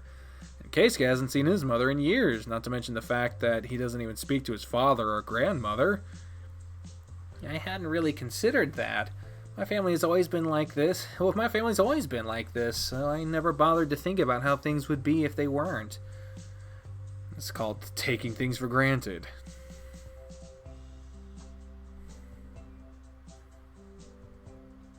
But what about you, Rutherford-san? If you said Mizuguchi-san and I are the only ones with normal families, but as far as I know, you also have a loving family. Loving does not mean normal. I don't have a father anymore, remember? I'm sorry, I didn't even think... Relax. This sort of thing doesn't bother me. I already told you that before. But that's kind of my point. You'd think families like yours would be the norm, but that's not really always the case. It just makes me happy to see such a tight-knit family, a tight-knit, loving family like that. You're really lucky. Rutherford-san. Guess you're right. There we go. He's been so stressed and looking so serious all day, the glimpses I got of his smile weren't nearly as frequent as I'm accustomed to. Someone like you really should be smiling more often. That smile really suits you, June. Anyway, how about we take a break from all this homework and go eat? Okay. God, this fucking day is taking a while. We've been streaming for 3 hours. Why is it the Tennis Ace episodes always go on for fucking ever? We walk out into the living room just as Yui-san is setting up the dinner table.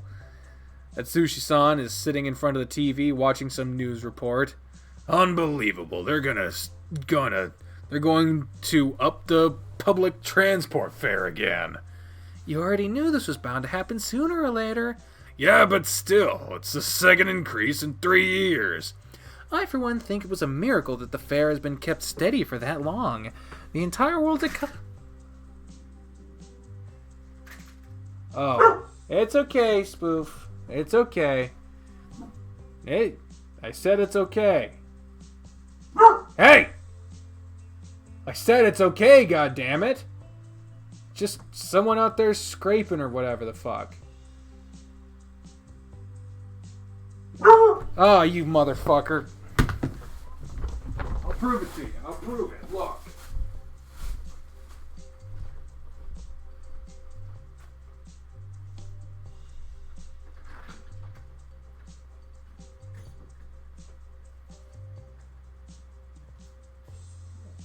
It's just a dude salted.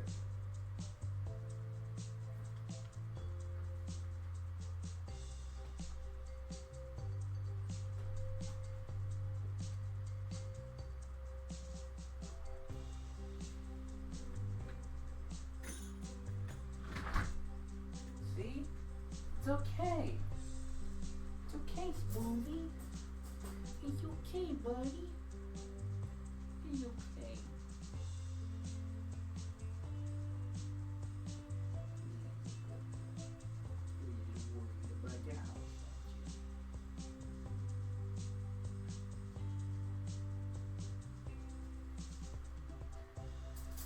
Alright. Go ahead and let you back out.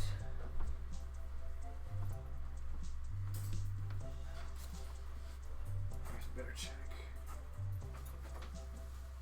Okay, you're up. I just wanted to make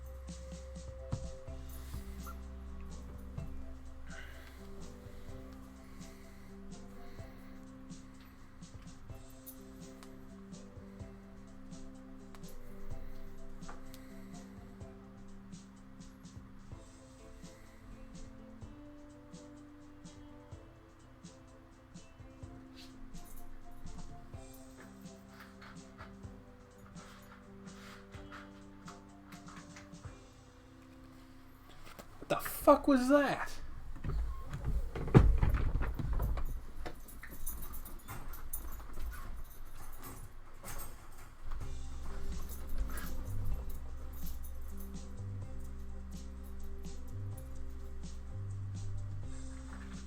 Holy shit. Okay, Spoof, get back.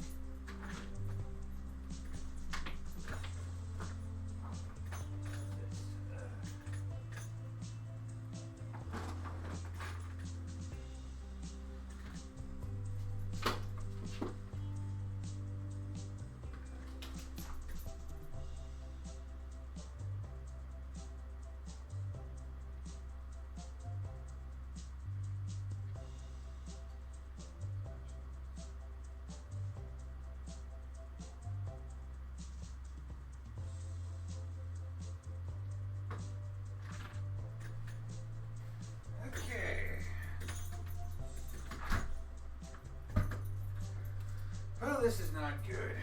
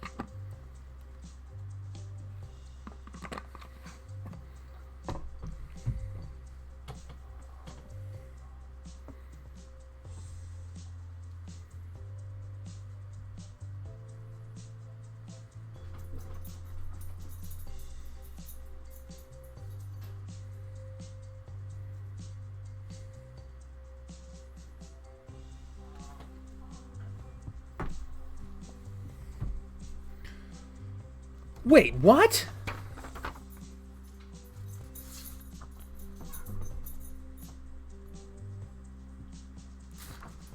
Tomorrow?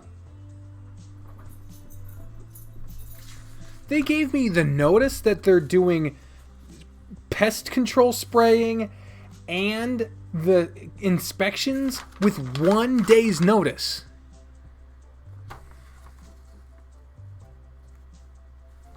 That is some bullshit.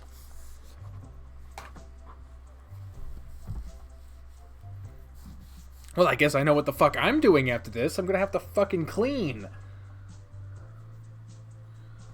Oh, this is fucked up, man.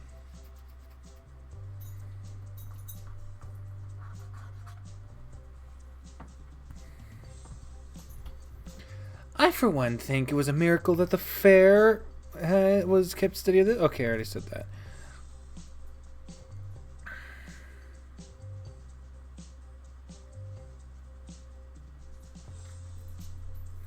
And Sushi-san grumbles unhappily at his wife's words. Oh, hey, you changed your shirt, Dad? Yeah, your mother made me get it changed. Of course I did. Did you see how filthy his other shirt was? That is unacceptable when we have guests over. Why only when we have guests over? Mom actually complains about it all the time, but he just responds when he doesn't have the Sorry, I'm fucking distracted. It took them 2 days to try to salt our frozen over fucking staircase, and the dude just stood at the bottom and threw salt up. Like, there's barely any salt on our porch. And I'm so glad I'm leaving this fucking place. This fucking place sucks. Mom actually complains about it all the time, but he just responds like that he doesn't have to look good for anyone in his own home. She's just using you as an excuse to have him get changed. Oh. She's much more sly than I thought she'd be. I guess I guess you have to be if you want to bring order to a household that has both Jun and his dad in it. By the way, Dad, how was work today? Did you make any arrests? Upon hearing his son's question, Sushi-san makes a long, exaggerated sigh, shaking his head with much gusto. Unfortunately, not. People seem to be sticking with the law much more frequently these days. Why do you say that as if it were a bad thing? As a cop, shouldn't that make you happy? Oh, don't worry. I'm sure someone's bound to do something bad at some point, and then you can bust them. Yeah, that's what I keep telling myself every day. Fingers crossed for some big robbery. Maybe a murder if I get lucky. The hell is wrong with this family? Oh, Bri. We just got these 2 notices shoved in our door. They're doing monthly preventative pest control spray, which they haven't done for many months, so I don't know why they say monthly. And the quarterly inspections tomorrow! Well, looks like neither of us are getting any sleep. Yup. Well, they might come while I'm at work. I could just call off of work tomorrow.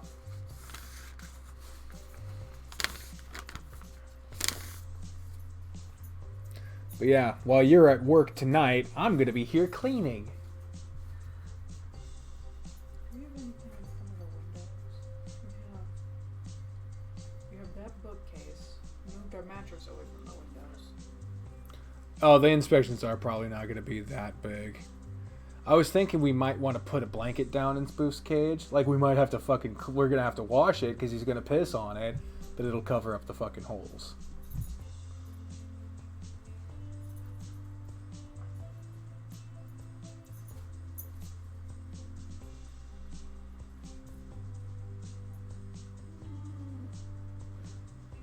We're just gonna find it when we leave anyway.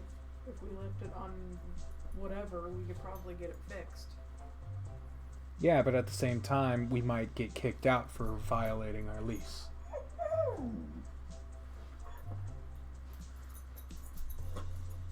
mean, he's a puppy. Those kind of things happen. That's why we pay the pet deposit. See, you're talking like they're reasonable people. They gave us this notice a day in advance. They're not being reasonable. Also, they had a dude salting. He just stood at the bottom of the porch and threw it up.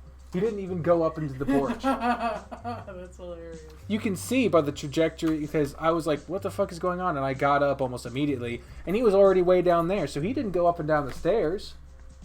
Ow. Buddy, ow! You can't keep doing it. Stop jumping. I love you, but I'm gonna rip your doggy ears off. I love you. Stop being so mean. By the way, I really want fried chicken, so I'll order you a small pizza if you let me. Yeah, okay. Pepperoni, right? Yep.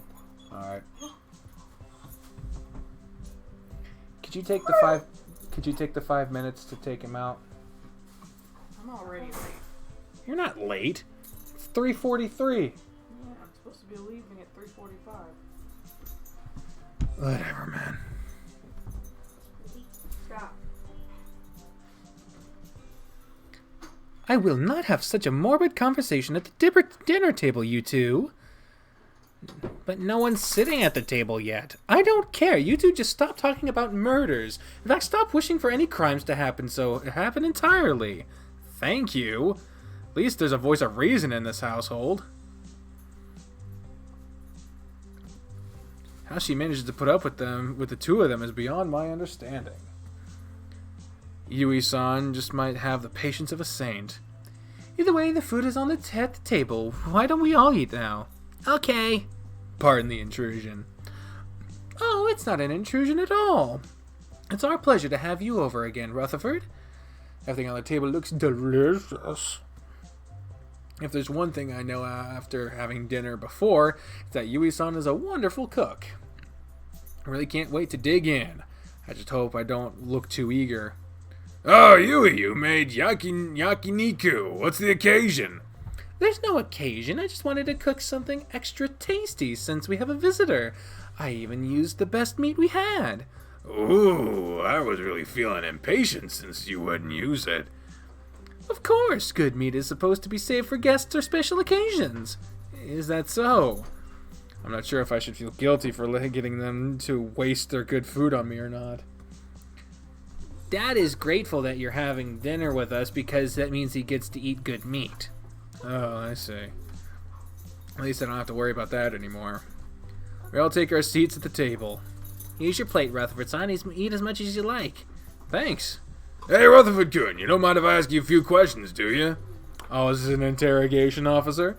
Of course not. I wouldn't trust Dad's word on that. If you say yes to this, he's gonna have you answering questions all night. Hey, that's not true. A little scared now. I'm not that bad. It's a little hard to believe.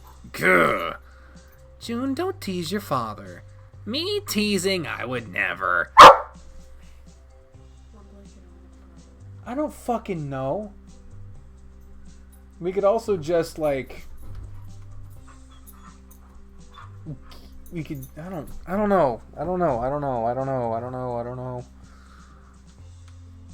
I have that small green one that we keep wedged between the bed and the wall. That should work. Alright, I'll take care of it. You just go to work.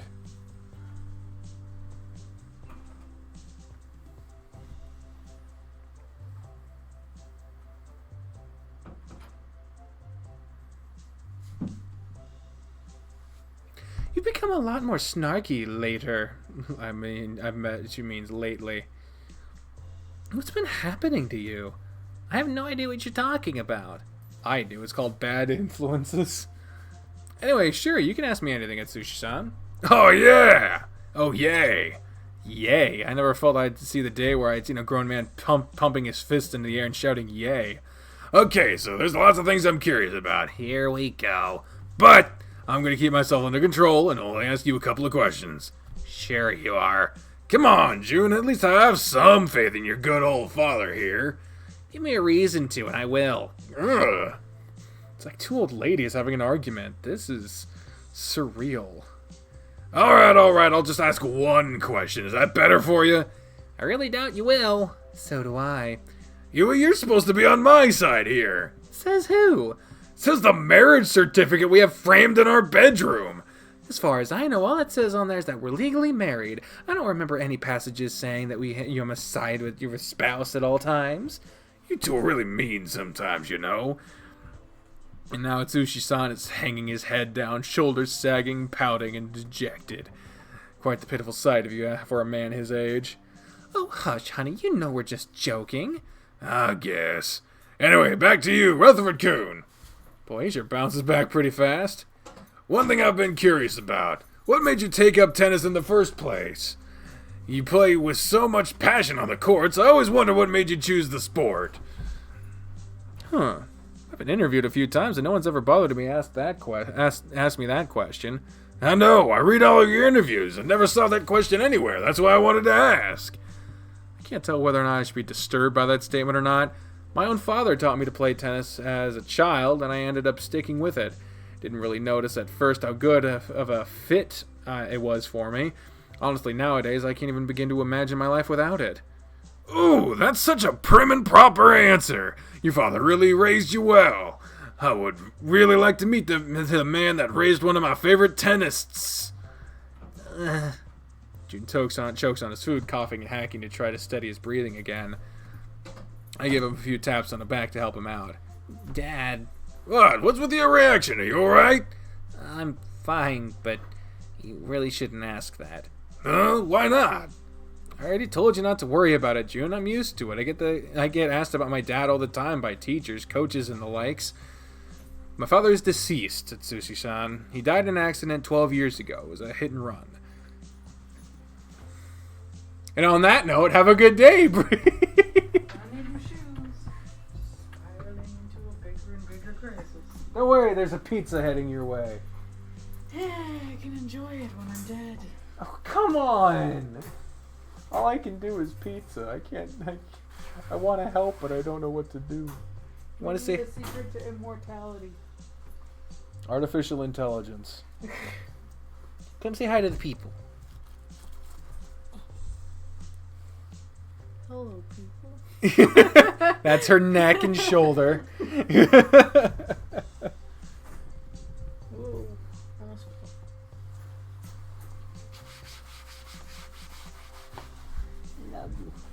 I love you. Me too. I'm going to work. Yep. If I didn't love you, I would sit around here and be a potato. What I'm gonna. I love you, you sweet dad, Scooby. Oh, annoying little birdie. God, you're so cute. You're so cute. Alright. When I finish here, he peed in the house, so I can wait a little bit to take him out. When I finish here, I'll take him out. Then I'll go get my chicken, and then I'll order your pizza for you. Okay. Pepperoni, right? Yes. All right. Let me know how much I should tip. Whatever's reasonable, really. $20. Oh my god, bitch. Okay, tell me that. Fucking reasonable amounts. I don't know. You're better at tipping than I am.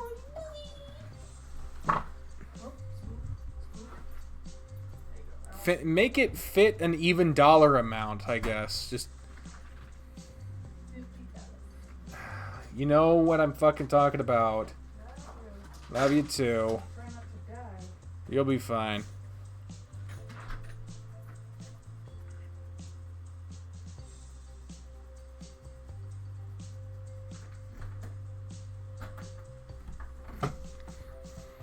Both of Jun's parents immediately freeze at my words. Yui-san shoots a glare at her husband before reaching to put a hand on top of my own. Atsushi-san struggles to come up with words, uselessly muttering incoherently to himself. I'm really sorry to have brought something like that up, Rutherford-kun. It was tactless. Hey! Motherfucker, I'm right here. Yeah, Mom's gonna be okay.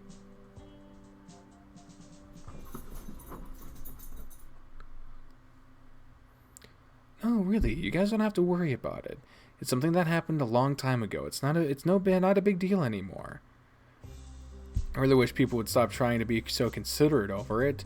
It's a lot harder to try to act like nothing happened when everyone Motherfucker! How many times? How many goddamn times? We gotta do this. Come here.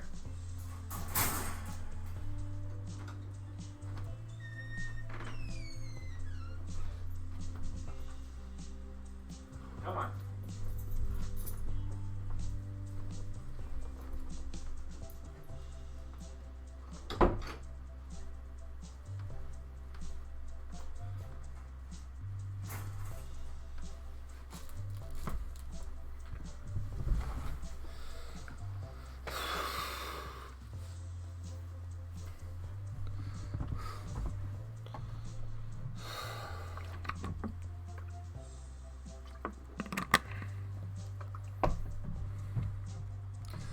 I hate being put on the spot like this.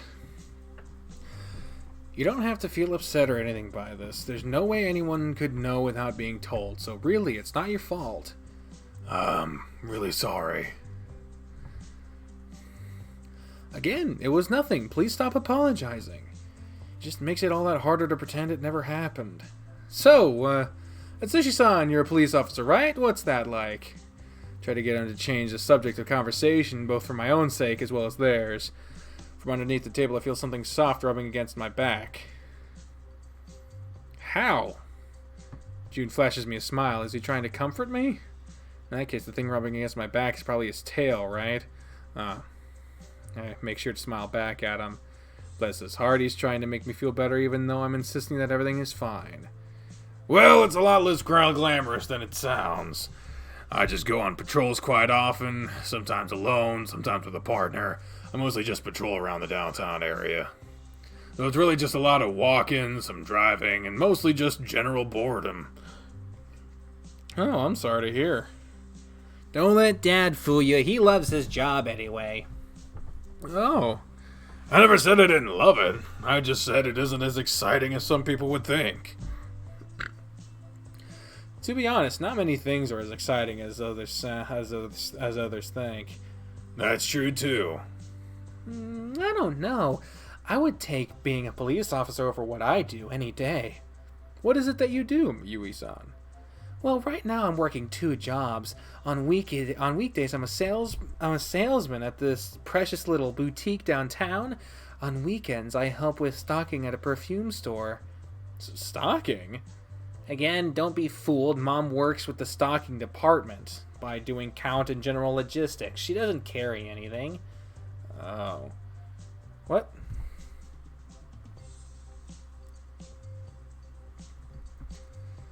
This family loves giving people the wrong idea, don't they? The look on your face was priceless, though. For just a second, you were thinking, how strong is this woman, weren't you? I take it back. Every last person in this house is nuts. The happy-go-lucky levels are off the charts here. It takes almost 2 hours to finally get Jun all the way through his homework. I swear I've never seen someone as bad with math as this guy. This fucking guy. Still, after the trial is over, he comes outside to see me off. Are you sure you don't want me to walk you home? Nah, I'm fine. My house isn't that far away. Plus, I don't trust you walking around the streets at night. If you're capable of getting lost in broad daylight, I'm not going to take my chances. Thank you for having me over for dinner. It was really fun if we didn't plan for it. I guess that's even if we didn't plan for it. Agreed. We should do that more often. And thanks for dropping by to visit me. I really appreciated having company today. I really hated being cooped up in the house with no one to really talk to. It's kind of your own fault. You're the one that told us not to visit. I guess that's true. Kind of dug my own grave there. Well, just try not to put into house arrest again, and this. Oh, try not to get put into house arrest again, and this won't be a problem. I kind of want to object to you calling it a house arrest, but it's kind of fitting in a way, isn't it? Ha ha ha. Jun's tail lazily waves from one side to the other. The calm, refreshing breeze ruffles through our furs. At this moment, I feel oddly satisfied for some reason. Spending this day with Jun was much more rewarding than I thought it'd be. I don't remember enjoying myself this in years. Ooh.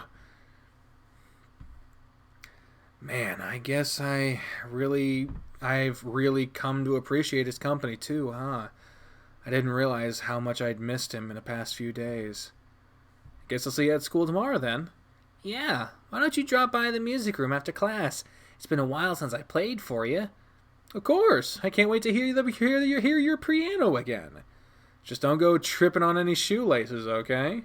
Yeah, I'll make sure to double check before I try to get up and walk. Have a good night, Jun. See you tomorrow. I begin my short walk home. As I turn around to look at his house one last time before turning the intersection, I see the little tiger still hanging around at the front. He waves at me once he realizes I can see him, bringing another smile to my face. This is as far as Jun's part goes so far. Holy shit!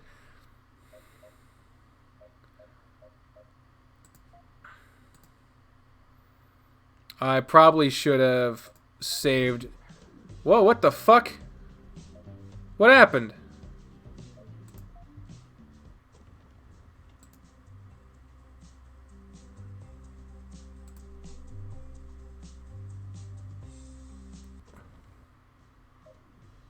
What? What the fuck? What the fuck is going on?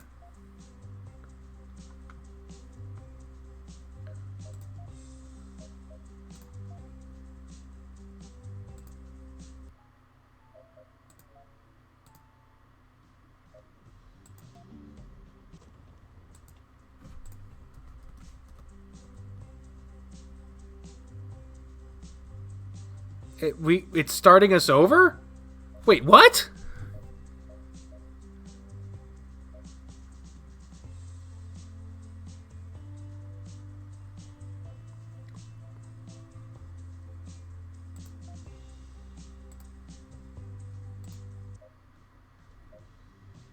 Did I fucking lose the save?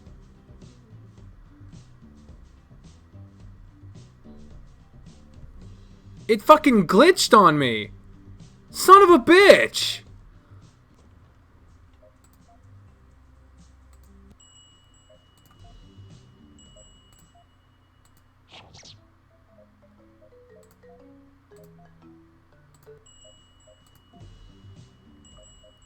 Are you fucking serious?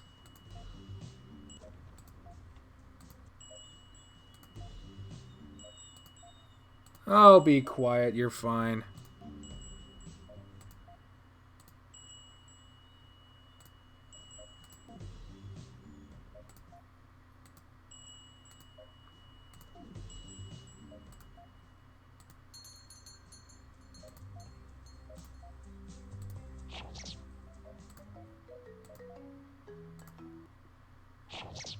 Oh, you son of a bitch! God damn it!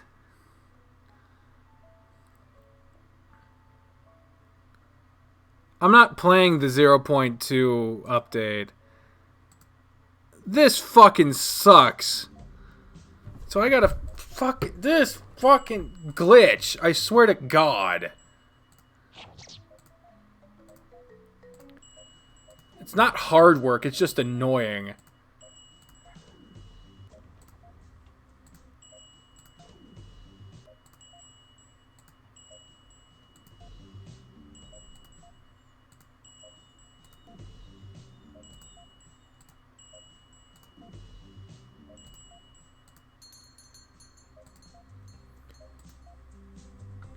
Now we have to skip this way for the entire time.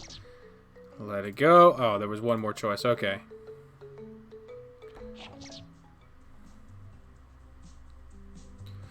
We go out here, then we go out here, and then we go... so much blinking.